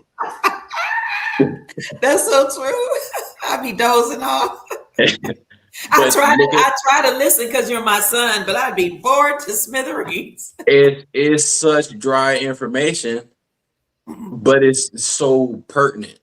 The information is so necessary that you can understand. Once you start to really delve into it, you start to understand why there are fewer people who have money Mm. than those who do not have money. All of the things that are exciting and fun, entertaining, you're spending money to entertain, Wow. Wow. Yes. right? So they can sell you on the excitement, but when you're Mm. talking about investments, you're talking about geopolitics and how that relates to the economic side of things, you lose interest quick, Quickly. fast, quickly. So again, for me, this is the reason why I jumped into this is because it's like, okay, if this is information that nobody understands, then I know why such few people have the knowledge and the wealth. We're Mm. talking about wealth building, right? And then again, we're talking about a lifetime of investing. This is not something that you should expect to get a quick return on your dollar. Right. This is something that you should be building over time. So then if you don't understand it today, then it's okay because you have a lifetime to gain the information, to gain the knowledge. And Mm. as time goes on, as long as you're putting yourself in front of this information, over time you'll start to understand it. You will. And there are things that in this realm that I don't understand. There are things that the top professionals don't understand, but they gain the understanding. They seek the knowledge, and over time it starts to become more understandable to you. Mm. Absolutely. Yeah, and sometimes you just do things little by little. I remember when I first got into silver, I just bought one coin, just one coin, and that one coin, having it and feeling it on my face, and I put it on my chest, it awakened something in me. It quickened me. In fact, it brought back knowledge and information from when my great grandfather had silver and gold, which, by the way, I put in my book that's coming out soon. And just having that 1 ounce, it quickened me, it awakened something in me. And I just started buying 1 ounce per month, Mhm. and let me tell you, just when you start something, even if you don't understand it completely, it's like the universe opens up your mind to a world of opportunities. So I just want to inspire the Soul Tribe to take in the information as you can, store it into your mind, and then do some research on your own, and it will all make sense for you. Yeah. And then finally, I'm going to ask, what was it like for you when you were in? You talked about when you were studying business and economics. I would fall asleep. I remember sometimes you were like, "Mom, I'm done." You at one period of your life, you was like, "I'm just exhausted," because we were taking care of Dad, and you were doing a lot. You and your brothers and your sister were doing most of the work. I was just assisting, but it got to a point where like school is like it's kind of stressful because you were also financing the family and working, studying, and you was like, "I just need to take a break," and I would say, "No, just keep. Let's just keep going." So I would read information to you. I remember that out of the economy Mhm. books. And I'd be like, I don't understand a thing they're saying. And you said, just keep reading. Why would you have me to keep reading even though I didn't understand? Like, what was that doing for you? Because I was reading you your books from your Right. classes. What was going on at that time? And so for me at the time, it was just exhaustion, right? Mm, You get to a point in life in general, you're doing a lot, you get exhausted. yeah. But because I wanted to finish and you wanted me to finish, I said, well, if you can read me this information right now, I don't have the mental fortitude to actually sit and read it, but I can hear it, I can listen to it. Mm, And mm, what it did two things. It did something for me, but also something for you, you really right? did. For Hmm. me, it gave me the ability to get that information in time to pass the class. Mm, yeah. Yeah. For you, it opened the door of economics to where even if you didn't understand it, it was stored in your mind, in your brain. I know. Yes. And Yes. so then over time, as you started to hear other things, whether it be about silver or Mhm. currencies or whatever, it started to click, even uh, if unaware of the association, your mind started to put these things together. And Mhm. over time, you have been able to do what you're doing now, right? Informing Absolutely. people on this information that years ago you had no understanding about. Hmm. Even though I took like some classes in economics in undergrad school, you were talking about when I was like 19. Mhm. Um, it was just information that was laying dormant in my head. I didn't understand it. But over time, things just started to make sense. And reading the information to you started making sense. And watching you and my other children make moves. You can learn a lot from your children, family. I just want to put that out there. So always be open to opportunities and learning from anybody, including the children. All right. Mr. Lattimore, somebody had a question about government bonds. I don't see the question now, but somebody asked, is it worth buying government bonds? Hi, D. Samuel. Welcome as a new member. We're so grateful that you're here. It's a happy time, and we're happy to see you. So, is it worth buying government bonds? Someone asked. There's first of all, you want to study anything that you invest in. You want to invest in things that you understand. Hmm. If you don't understand it and want to invest in it, then I would suggest investing a little bit to Okay. gain the experience and Hmm. also doing research so that you can gain the full understanding of what you're investing in. Okay. Also, you want to look at what other people and other institutions are investing in or not investing in certain things Hmm. so that you can understand why it's a good investment or not a good investment. Okay. Bonds, there's the bond market is vast. Mm. You can buy 30-year bonds, 20-year bonds, 10-year bonds, 2-year bonds, and 3-month treasury notes. So just saying invest in the bond market is very vague. Hmm. And Hmm. unless you understand all of those different aspects and how interest rates affect your investment and how the yield of a bond works, then it's again, I'm not giving financial advice. I'm just giving the information of the understanding what it is you're investing in. So I would not suggest openly telling people to invest in bonds or not Hmm. invest in bonds. But what I would say is understand the information. Yes, you mentioned something about treasury bonds. Was it treasury bonds? A lot of countries are no longer buying United States treasury bonds. Why is that? Which I believe is debt. Why are they not buying them?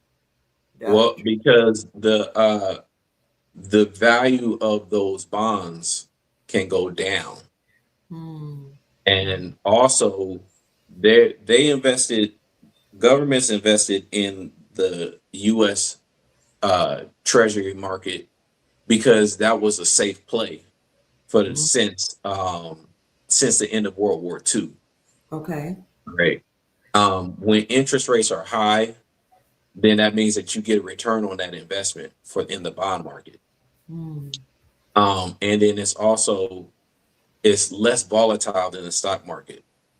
All right. So a bond, for example, if it has a 5% yield or a 5% interest rate, rather, then you know that your bond, if you have uh, $1,000 bond, you know that you'll get on a 5% interest rate, you know that you're getting $50 every payment quarter. And then at the end of that bond, you'll get that $1,000 back. So you Okay. know that you're not losing money and you're gaining money in the process. When the price or the when the interest rate goes down, then it becomes less profitable to hold a bond. You're going to want to put your money somewhere that gives a better yield. Okay. So major investors, well, for one, they'll tell you to have a diversified portfolio, right, of stocks and bonds. But when you're a government, You're going to hold bonds of other countries. You're going to hold other people, other governments' debts up Mm-hmm. to a certain point. Once it stops being profitable for you to hold that, you're going to move your money somewhere else. And again, the US was the most stable country in the world and Mm. guaranteed that they would pay you that interest.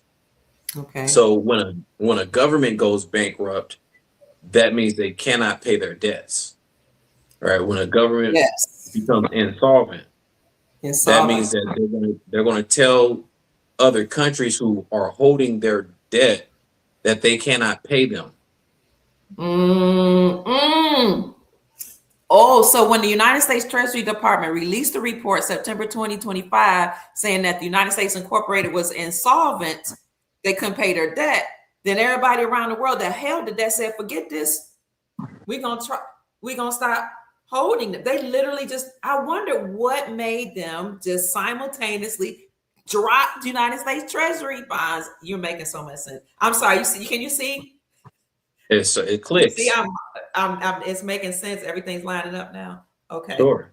So that's the thing is, um, this is the reason why even though the information is boring, Yeah. it's necessary, right? Yeah. Because it starts to make more sense how Mm, not just people but institutions and mm, governments are mm, spending their money, where they're mm, moving their money to, where they're moving their money from, what they're investing in. All of these things play a direct role in our lives, even if we don't understand it.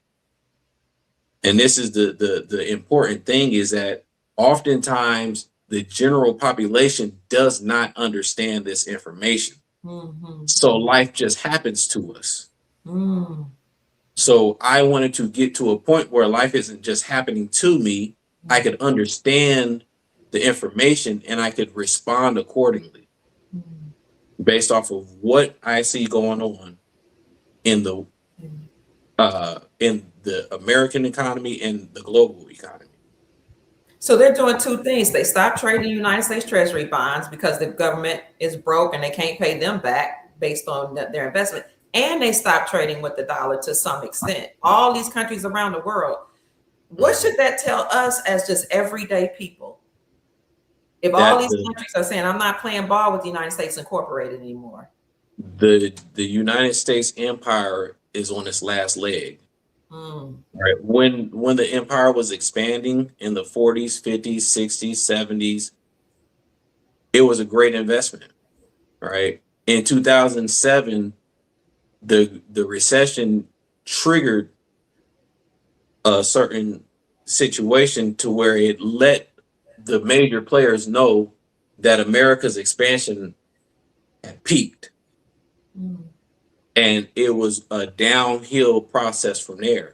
But it was a slow grind, right? And they did the government did everything possible mm, to make sure it didn't just collapse, but at least trade it sideways or mm. slow grind down.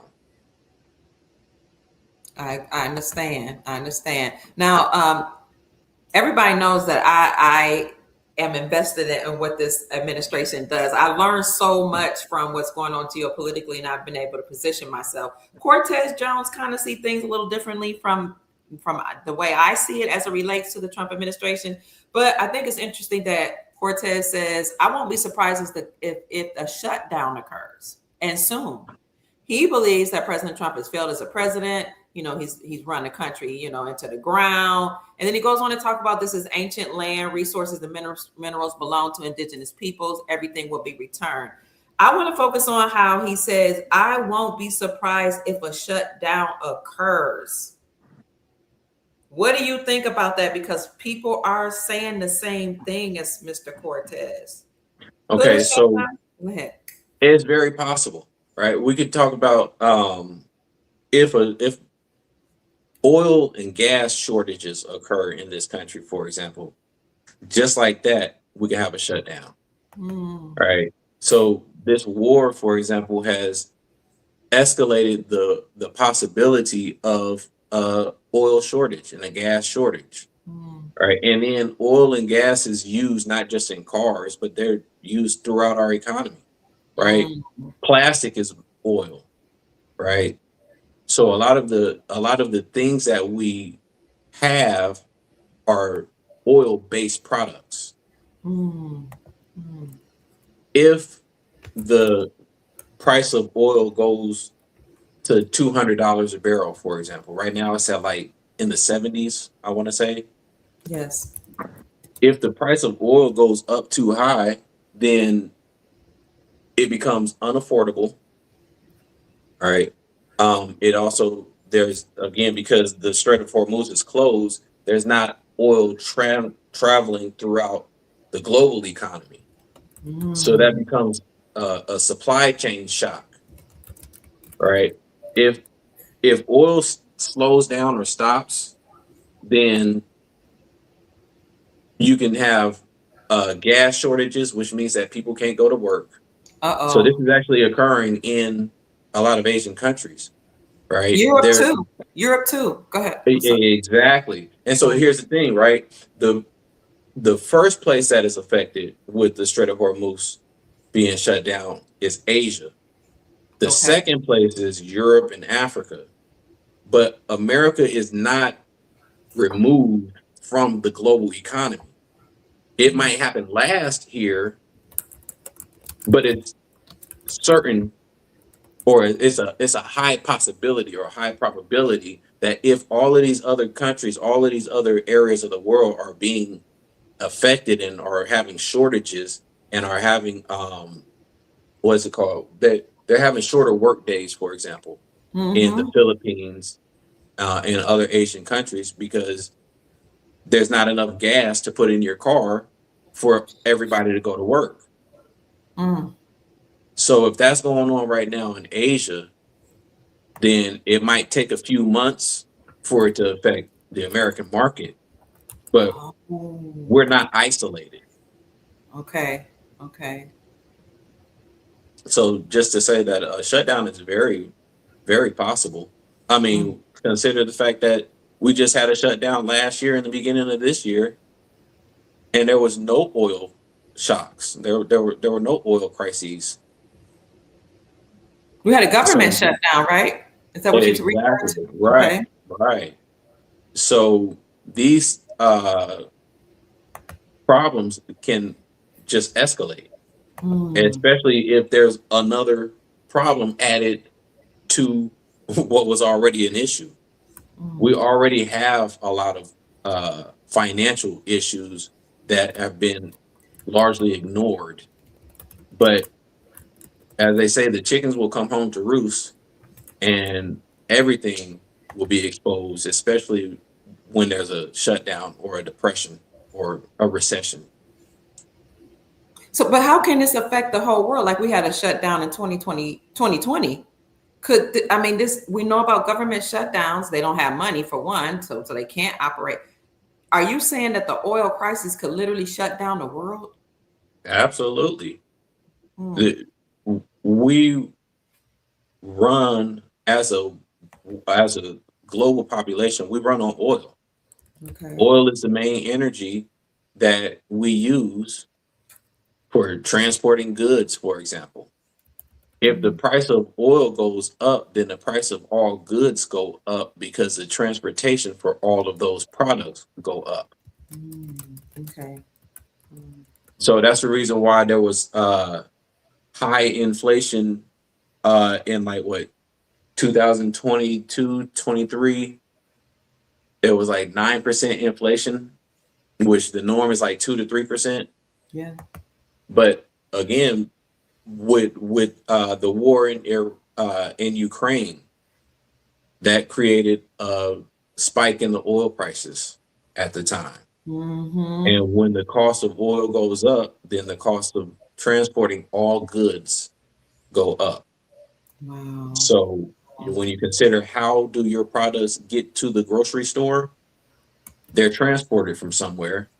So if Mm, those transport costs go up, the producer or the business cannot absorb all of the increase of the costs. They're going to okay. pass it on to the consumers. Mm, And so if the prices go too high, people can't afford it, then businesses can start shutting down because they're not making profit. And business is all about profits, making a profit. If a company doesn't make a profit, then it can go out of business in a heartbeat. And that's actually what we've been seeing when we've been talking about over this past year, all of these businesses cutting employees and cutting hours. That's because they're losing profitability, right? And or because their profit margins have decreased due to their costs increasing. Right. So when you look at, for example, a restaurant, if the restaurant has costs, right? The food, the employees, the rent, electricity. So if their electricity bill goes up, then that means they might have to raise the cost of their food, Oh my God. Okay. right? If the cost of their food goes up, they might have to cut some employee hours to compensate for the loss in profits. So a company is also not just worried about profitability for themselves as a company, but for its shareholders, right? If you bought stock into that company, bought shares of that company, you want a return on your investment. So the company, their first priority is to their shareholders, not to the employee. They're shareholders. Okay. Okay. 100%. The people that own a portion of the company. Yes. Okay. And when you have stocks, that like those people that have invested in the stocks. Yes. Okay. Just making sure I understand. For sure. So now what was going on in 2021, 22, 23, the price not just of electricity, but of oil, the price of their food, when we're talking about the restaurant example, the price of their products and their rent are all going up simultaneously. So it cuts the profit margin down substantially. So then they have to lay off people in order to save money, right? And then that means that they're going to work, the workers who remain at the job, you got to work twice as hard. You got to increase your productivity to compensate for the company losing, whether it's employees and losing their value, right? So all of this plays a direct role in the possibility of a shutdown or a depression or a recession. Because if companies have to keep laying off people, that affects the overall economy. And in order for the economy to work in capitalism, money has to always circulate. The moment money slows down in circulation, it has a domino effect on all other sectors, all other businesses, all other industries. So how would you encourage somebody to prepare? I mean, we because we talk about investments a lot, we talk about wealth, finances, but if you're talking about a pending shutdown, how would you, as an economist, tell people to prepare? I mean, a possible shutdown. Well, this is the thing. Like, it's important to study other depressions, Control plus right? Alt plus N. Like the Great Depression that occurred in America in the 1920s. Control plus A. Understand what that looks like, right? Also, coming together as a family and as community, because when companies go bankrupt, there are few jobs available.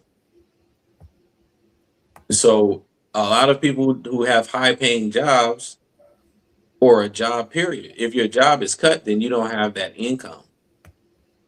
So researching what these time periods look like is going to be important, right? Finding proper investments to protect and safeguard you and your assets is important, right? Looking at ownership, right? Those who are able to purchase houses, for example, Mhm. Mhm. it's a good investment, especially when the housing bubble is bursting. Ooh, So during recessions and depressions, actually, it's a rare opportunity for those who have money. okay. This is the reason why I've said before on your show that a lot of the major investors are storing cash. You did. I remember you saying that. They're Yes. waiting for the recession or depression or shutdown because the prices can collapse and Mm, you can buy assets for pennies on the dollar. But the thing is, so what happens in a recession, prices go down because people are losing jobs. So mm, people cannot afford products. So when people cannot afford, right, the demand goes down, then the price has to go down. And you end up often with an oversupply. So now mm. you're just selling things just to get it off your books. Right? You're trying to sell, like if you talk about food, right? If a food product doesn't sell in a certain time, the food expires, you made no money. You have a Right. high supply and low demand, then you're going to sell the product at a low price to get that Mm, supply off your shelves. mm. So for those who have nothing, even though the prices are going down, you still can't afford these products at a cheaper price.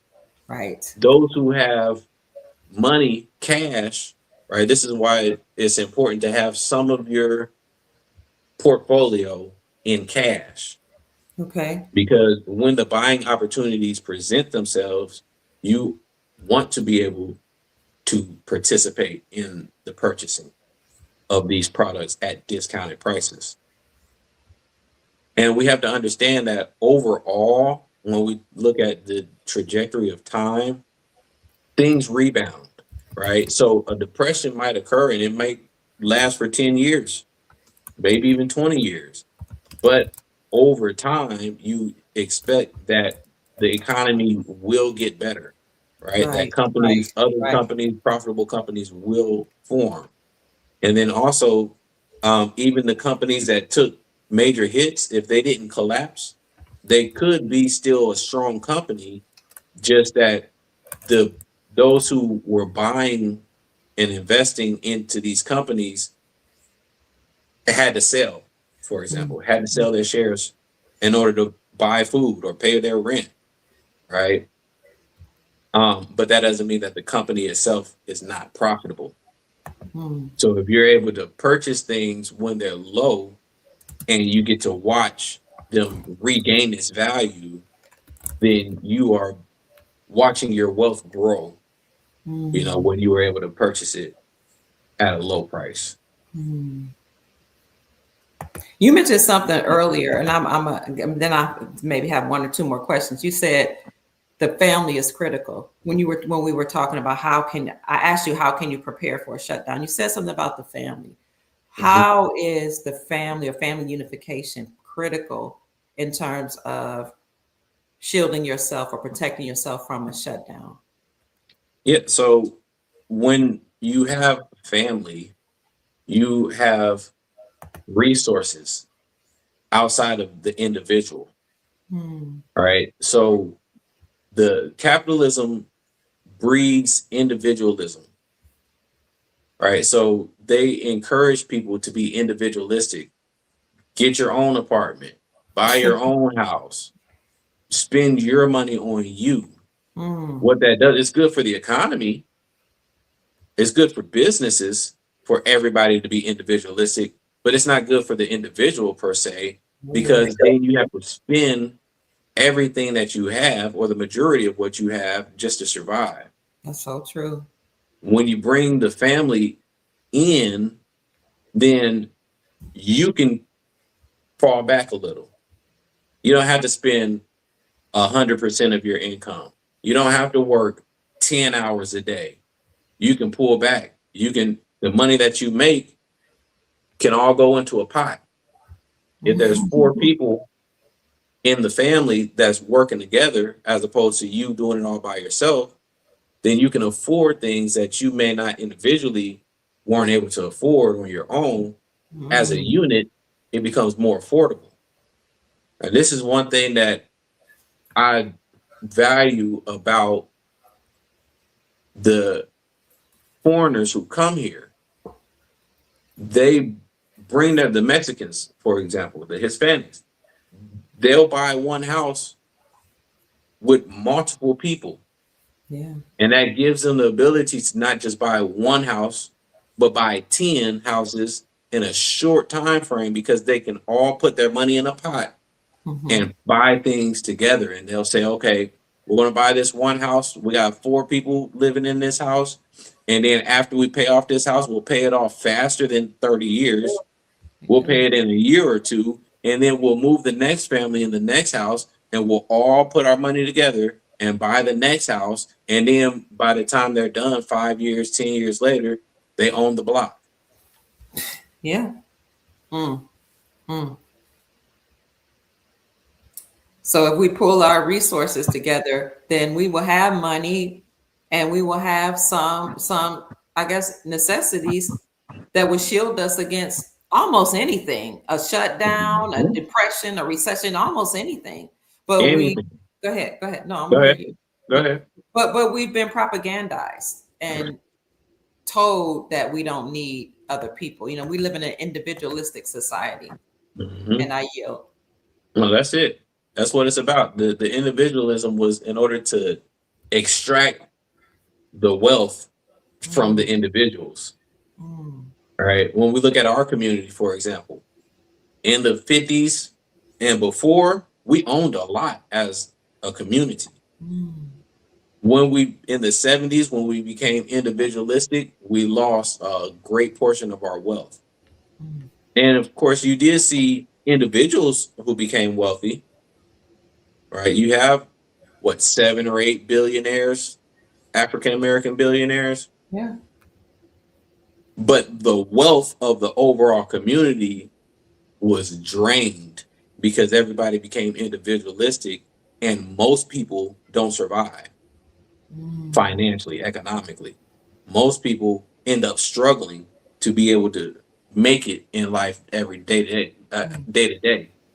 Versus when we look at our community in the decades before, we were an actual community. So it didn't matter if you didn't have food on a certain day. You knew that you were going to eat, Yeah. because you were either going to go to your aunties or your grannies or your uncles, or to Miss Georgianne across the street. She wasn't going to let you go without food. Absolutely. We're not. Right? We had community gardens, Yes. so things just become a lot easier, right? Mm. What the Bible say? One can send 1,000 a flight, two can send 10,000 a flight. Yes, sir. Bringing people together gives you exponential results. Mm. Absolutely. Um, I'm really appreciating this conversation because, like you said, these are my words to summarize what you said about something earlier. It's easier and more fun to be entertained. You don't really have to think as hard and kind of just laugh. But when it comes to information like this, that's critical, that can really help us build and get stronger as a family, stronger as a community, it's sometimes a little harder to digest. But it's so important, family. It's so critical for us to learn about the importance of family, the institution of family. And we know this, but it's important to have it reiterated in our mind. It's important to accumulate wealth for your posterity, because one day we will not be here or may not be here. Then what happens to the children and the grandchildren? So you want family, wealth, and legacy. You want to leave an impact behind. You want to leave some type of wealth or impact, or I don't know, footprint on the planet. At least I do, which is why I wrote a book, and I keep talking about it because I am going to publish. It is in the publisher's office right now, and I can't wait for you all to read it. And I know we got to prepare for the private group, but some people had some more questions, so let me go ahead. First of all, I want to say this is something that Pure Soul Love said. Just get a husband if you're struggling, ladies. Put all your faith in man. We have no other options. Oh, that sounds like a woman. Just get a husband. Ha! That is a retirement plan for some. That's one of the best retirement plans that women have available to them. Is that if you have a husband, you can depend on somebody to provide for you. And you won't And just have your head. No. Men, we generally expect to work, right? Okay. Women like to work for a certain period of time, usually in their early years. But women generally don't expect to work for long extended periods. Whereas men, we expect that in order to survive, we're gonna have to work. Yes, absolutely. Speaking of that, oh, hold on. Sister Sheila says, gratitude to you both, Dexter. Oh, gratitude to you, Brother Dexter. I have overstood more from you about economics than I did in the college classroom. Gratitude for sharing. Wow. Well, thank you. That's what I try to break it down to the simplest forms, this information, because even when I was reading this information in college and studying in these books, there were just so many terminologies that were hard to understand, concepts that were hard to understand. And I told myself, I have to break it down to myself first to where I can understand it, but also be able to understand it in depth to where I could explain it to an average person who does not have this knowledge. Thank you. I don't mean to interrupt you, but you're a musician. Chuck-a-Luck is here. Chuck-a-Luck is a well-known musician from Earth, Wind, and Fire. Oh my God, my son Dex loves your music. Absolutely. Talk about I it, son. grew up listening to Earth, Wind, and Fire. They're one of the greatest bands of all time, right? Yeah. High vibration, high intellectual music. The musicianship is next level, and it's just good energy. Excellent energy. Chuck-a-Luck, love you, man. He gives us information. Chuck, you still haven't sent me the email you've been promising me. I'm waiting. We have so much to share with you, and you have a lot to share with us. Let me tell you, my dad and my aunts and uncles would listen to Earth, Wind, and Fire when I was a kid. So that's my favorite group. And my son, I don't know how he started listening to Earth, Wind, and Fire, but sometimes when we're doing traveling excursions and we're driving around, he will play Earth, Wind, and Fire from the time we get in the car to the time we get to our destination, and he will hit replay over and over and over again. You all have kept him alert and awake as we're driving. And like you said, my son said, it just raises our vibration. I'm so happy to see you here, Chuck. So happy. Send me that email at kiapruitt@gmail.com. Don't leave, Chuck, because I want to tell you something. I want to share something with the Soul Tribe in just a minute. You guys are talking here, saying hands down, Dex, Earth, Wind, and Fire's in the house. Reverend Doctor, I think you and I are the same age or around the same age. We gets down with Earth, Wind, and Fire. I'm going to share something with you all. Hold on. But before I do, if you've enjoyed this, please send a Cash App and a gift or a donation to the Economist of the Soul Tribe, none other than my son, Dex Lattimore. Send it to Cash App at $Dex Lattimore, DEXLATTIMORE. And yes, we have realized that he is in fact related to the Lattimores in the entertainment industry. Okay, we did that through some digging and some research. There are Lattimores all over America, and most of them, if not all of them, are musicians. We've come to realize. And also the Lattimores or Latin Moors in Europe were, what were they to the British crown? They were the interpreters of the law or something like that. Translators of the law. Among other things. Yes. Now, we didn't get that wealth that the Lattimore and entertainers got, but we built our own, and we're building our own. And that's how we're able to share with the Soul Tribe. To the person that said, ladies, get a man, get a husband. That's a great retirement plan. Of course, people are going to say, I'm not going to get married just to be protected. I'm saying it's a reason. What's love got to do with it? Got to do with it. What's love but a secondhand emotion? We don't want to only do things for love. You want to do things because it makes economic, financial, spiritual, and social sense. And because of that, I'm inviting your uncle, Dex, my brother, Timothy Pruitt, to the show. He's going to answer the question, where are the men? He'll be here Thursday, which is at about the 16th, I think it is, at 1:00 p.m. Eastern Standard Time. He is a husband, a father. He studied counseling. He studied finances and economics. He has beautiful children, grandchildren. He loves his wife. And let me tell you, he was over male ministry in Northern California, where he taught men how to be men, how to be structured, disciplined, financial powerhouses, and leaders of their community. And one thing my brother told me the other day, he said, yes, the Bible says women are to be subject to a man. He said, but I look at it like, what they're saying is be okay being under the covering of a man. He said, but another part of the Bible that people don't want to focus on is it said, and men, love your wives as Christ loved the church. He said, for just as Christ gave his life for the church, so ought the husband. My brother said, when you as a man stand up 10 toes down and you cover your wife and you protect her,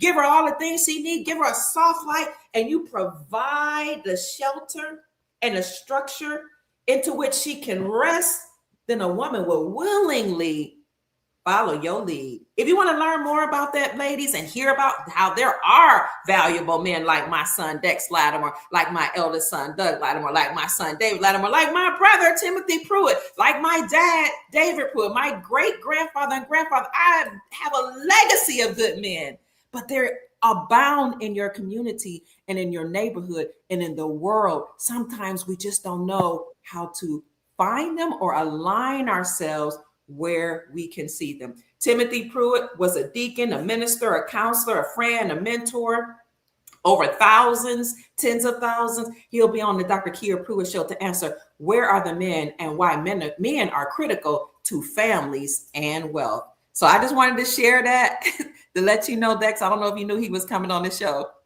Thursday. That's great. Yeah. He's a great man, is he not? 100%. He's one of the great men's that we have in our family. Yes. And it's wonderful that you're going to be bringing him onto your show so that you can expose him to your audience and show, as you have mentioned, that there are great men out here. Mm-hmm. And when we actually are honest with ourselves, we'll find that there are a lot more great men than we're given credit for. Yeah. And we have to keep in mind that there are good people, and we have to also do some self-reflection to see if you don't see great men around you, then you have to ask yourself the question of, what type of energy are you putting out? Right? Because you draw what you put out. Right. And if you're giving the right type of energy, then the energy will be reciprocated back to you. Just like they say, when a student is ready, the teacher will appear. When we as ladies are ready, the men will appear. Literally, I'm telling you, sometimes it's about doing a paradigm shift and just knowing that they're available and knowing that they are healthy, and then positioning ourselves. As a matter of fact, I wrote a book that I don't even talk about called Become the Person You Wish to Attract. It's on Amazon. And basically, stay with us, Chuck a Luck. I got to show you something from Dex.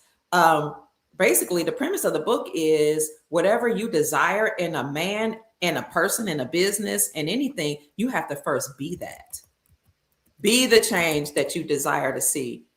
Final thoughts on that before I show the Soul Family something, Dex? No, that's it. Be the change that you want to see. So I'm going to show you my book. And I wrote this book like 2009, I think I wrote 2009. Then I did it again 2011. And I'm going to revisit the book because, I'm much older now. I'm much wiser. I have a doctorate now. I have more experiences. Become the person you wish to. I'm going to show you the book. So I need to revisit this book and,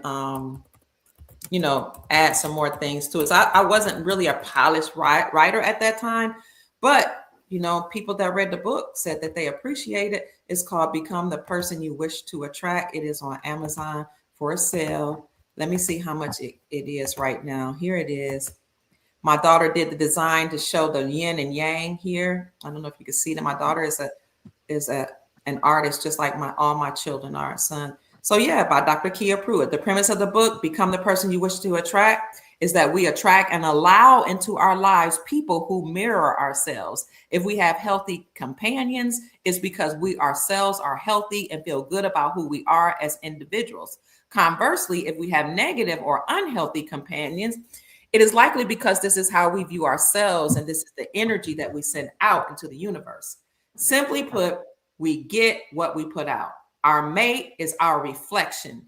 This book encourages both men and women to take a deep look inside themselves and work through any issues that may be blocking them from successfully finding compatible mates. This book also inspires readers to reinforce positive and healthy behaviors that contribute to their holistic well-being so they are poised to attract the soulmate that's appropriate to them.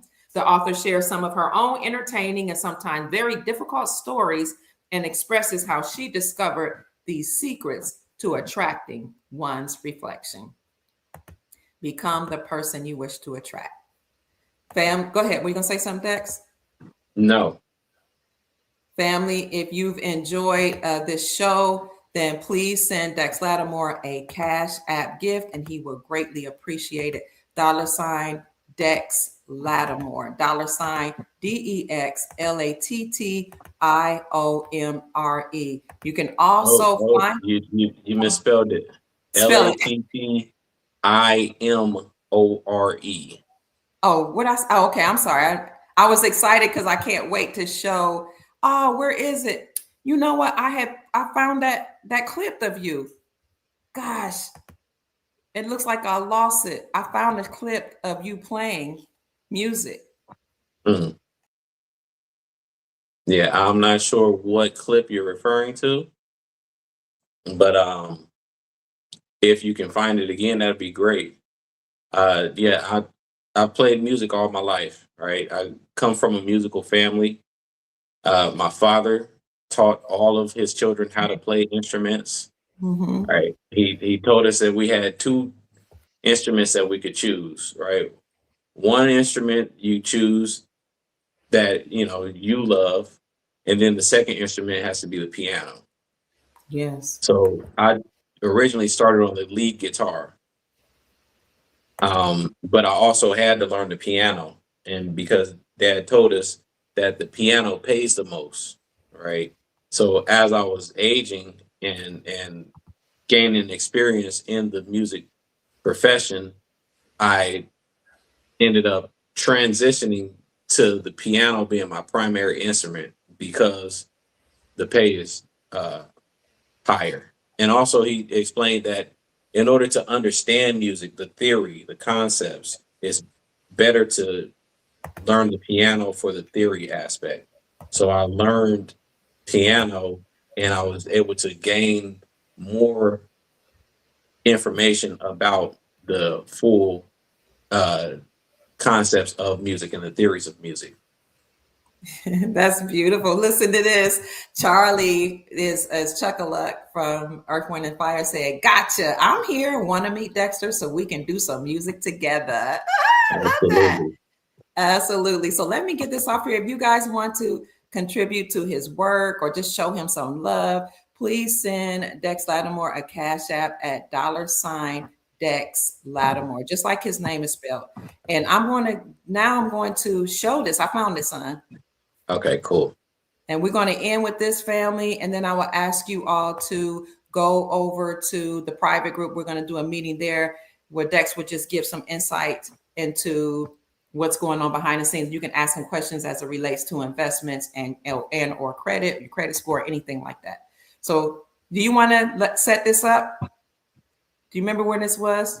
I think this was when you came to visit me, Yes. and you came to one of the churches that I worked at. Yes. Yes. And I was so impressed as your mom. I was like, I got to capture this. Your dad would be proud. Hold on. Here you go. See if I can.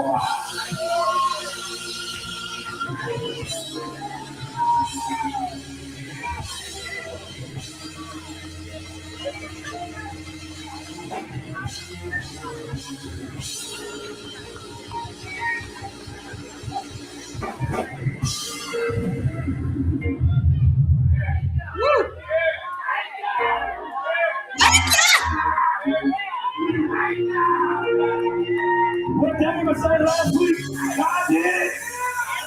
God did it. God woke you up this morning. God made your car so for God.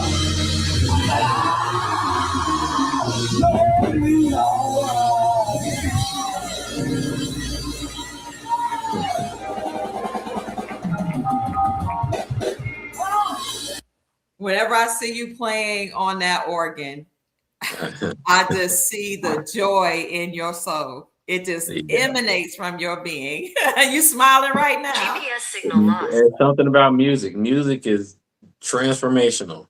Yeah. And I mean, high vibrations, high energy, and being able to be a musician is just a great experience. Mm-hmm. And to be able to impact people in a positive manner has always been a joy of mine. Yeah. Chuckaluk says, Dr. Kia, I need Dexter's email to send him and you both to be on my new podcast show coming up.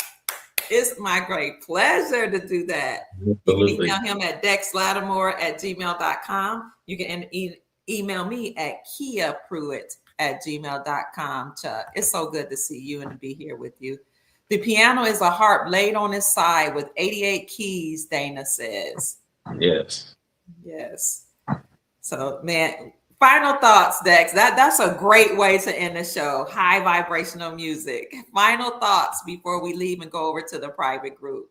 Absolutely. Just to reiterate the fact, for people to stay encouraged, right? No matter what's going on in the world, there's a lot of negative news, a lot of things that are occurring that can be looked at as bad or signs of bad things and what's coming could be worse in your mind. However, even if things are bad, there are ways to position yourself and to protect yourself from all of the things that are going on in the society. I Yes. would encourage everybody to use family, right, to connect and to be a support base for each other. Right? A lot of times in our families, we have issues, and a lot of times we feel like we can't resolve our issues, but everything can be resolved. And when you look at the greater good and you look at all of the possibilities that you can, if you use your family, you all can grow together versus doing things alone, right? Life on your own alone is that much more difficult. And when you use the mindset of togetherness and community, we are able to rise and succeed at a higher pace. You used to say that, what did you used to say about families, communities, and society? That I say it now all the time. What is it that I said? About family, communities, and society. Before we say that, Chuckaluck says, I love Dexter's spirit and his knowledge on economics. I see myself in chief of the Northern Hemisphere. As chief, oh, I see myself. He sees himself in you as chief of the Northern Hemisphere. Chuckaluck, he plays for or played for, he's a legend who played, I think it's a guitar, I think it is, Bass, for, was it bass? bass guitar Bass for guitar. Earth, Wind, and Fire. Yes, yes. So there's something you taught me about what families, community, and society. You remember what you used to say? I'm not exactly sure what it is. I want to hear you say it. Society is comprised of many Families. communities, and Okay, communities are right. comprised of many Uh, families. Something to that extent. uh-huh. Yes. Right. And that the community, the weakest link of a community is only as strong as its weakest link. Hmm. A nation is only as strong as its weakest link. A family is only as strong as its weakest link. Right. So when we think that we can avoid the ones in our family that aren't doing well, we have to understand that they are still a part of the family. Right. Oh, okay. And they have an impact. So it's better to bring them up so that the family overall can rise, Mm, because the weak link always pulls you down. Right. mm. Going to the Right. American economy, the American society. Right. We talked about the K-shaped economy. Those who are doing well, they're doing well and they're carrying the economy, but we still have the weak links, those who are at the bottom, and it's dragging the society down overall. Wow. In Wow. America, because we have an individualistic society, we think that we can escape the overall community. As long as I'm doing well, then I'm fine, no matter what is going on. But that's not reality. Mm, That's a false reality, mm. because in fact, we're all in this together. And a lot of people found out the hard way during the Great Depression, right? During the dot-com bubble, during the housing crisis, that you can't just ignore those at the bottom and think that it's not going to catch up. Right, right, right. It's better to have a fully functioning society, a fully functioning, actualized family and community, so that those who are struggling are taken care of, to make sure that the entirety of the community is well off. Mm. Thank you, sir. Thank you so much. We are strong proponents of family. We're strong proponents of men and women working together to help their children, because it took two to make the child, and it really takes two to support a child, and takes more than two. It takes a whole community, a whole village to raise a family. Having said that, family, anything you were going to say? We're No, so ma'am. happy. Okay, thank you, Dexter. I appreciate all your wisdom and knowledge. I'm so grateful you chose your dad and me to come through and to be able to be here to raise the vibrations of the family and the planet. You are a blessing to me, and a blessing to your dad, and a blessing to the community. Or should I say a blessing? Thank you so very much. Thank you. Thank you for having me. You're welcome. Both And so, go naturally and on the channel. ahead. You're welcome. I used to say when you all were children, God bless the fruit of my womb. When I would get up and testify, I rise and give honor to God, to my husband and family, to the pastors, sister pastor, associate pastors, to the pulpit dignitaries. I just want to say, God bless the fruit of my womb. And then they would start playing the organ. Dun, dun. I said, God bless the fruit of my womb. I'd be going in, wouldn't I? Yes, you did. I love all my babies. Let me tell you, all 8 I am grateful for. And even the ones that did not come through my blood, I'm very grateful for. His dad and I were foster parents from the time we were I married at 18, dad was 20. We were high school sweethearts. And then at 19, I was pregnant with your oldest brother, Douglas. And there was a family in the community that needed help. And we took in 3 children. As you grew up, I don't know if you remember them, those 3 boys. You do? I do. You do? Yep. Mm-hmm. And we never stopped fostering. We just kept on doing it, even went through economic hardships because we understood the value of community. Family, Dex Lattimore and I are now about to go to the private group. If you're interested, I hope y'all can see that. We're going to talk about making money moves. You know, I told my grandchildren today, Dex, I was telling your niece and nephew, I said, there's a singer that says, I don't cook, I don't clean, I make money moves. I said, her name's Cardi B. I said, that just came to my mind. They said, well, Granny, you cook and you clean and you make money moves. How about that? Right. Okay. They are so brilliant. Join a private group, family. I'm going to put that in the link, or you can put the, I'm going to put the link in the chat for you, but you can hit that link, or you can just hit a join button on any of my videos, or even on this video, because we're going to talk about family wealth legacy. He's just going to talk about certain investments that the big money is making. If you have questions about certain things, we say we don't give financial advice, but we do provide education based on what we've researched. Dexter and I also own a credit repair company. So if you have questions about credit, how to pay off debt, how to get out of debt, how to increase your credit score, because even though you have negative items on your credit report, you can still increase your credit score if you know what to do. And we're going to talk about those money moves. Okay. So here is what it looks like. Go to Dr. Kia Pruitt Show. Let me drop that in the chat. And on your way out, hit that like button, family. I need everybody to send Dex Lattimore $20.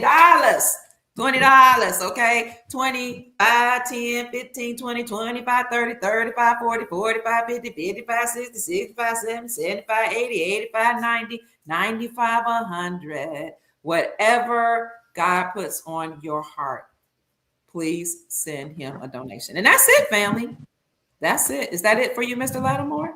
That's all, folks. Somebody said they need your email. Oh, that's Chuckle Up. He needs your email. Dex Lattimore, DEXLATTIMORE @gmail.com. Dex Lattimore @gmail.com. Thank you for being here, Chuckle Up. We appreciate you. Thank you for being here, Sister Janine, our moderator. We appreciate you for being here 5 years, making sure the conversation moves smoothly and making sure everybody's respectful in the chat. Thank each and every one of you, wherever you're hailing from. Listen, I love you with all my heart, mind, and soul. This is why I do this. You give me relevance. I need you. I need you to survive, because without you, how would I fulfill my purpose of raising the vibrations? You help raise my vibrations, and I can reciprocate that. So thank you so much, Soul Tribe. I love you with all my heart, mind, and soul. And I am excited about Dex Lattimore coming into the private group next to give us more information on wealth, investments, credit, business opportunities, maybe if you have entrepreneurial questions, life insurance, et cetera, et cetera. The man is a wealth of knowledge. I will see you on the other side. Bye-bye, Soul Tribe. Go out and make this a great day. You want to say bye to the family, Mr. Lattimore? Bye, everybody. Thanks for having me. We love you, family. We'll see you soon. All right, Dex. I'll see you in a minute. All right. Bye-bye.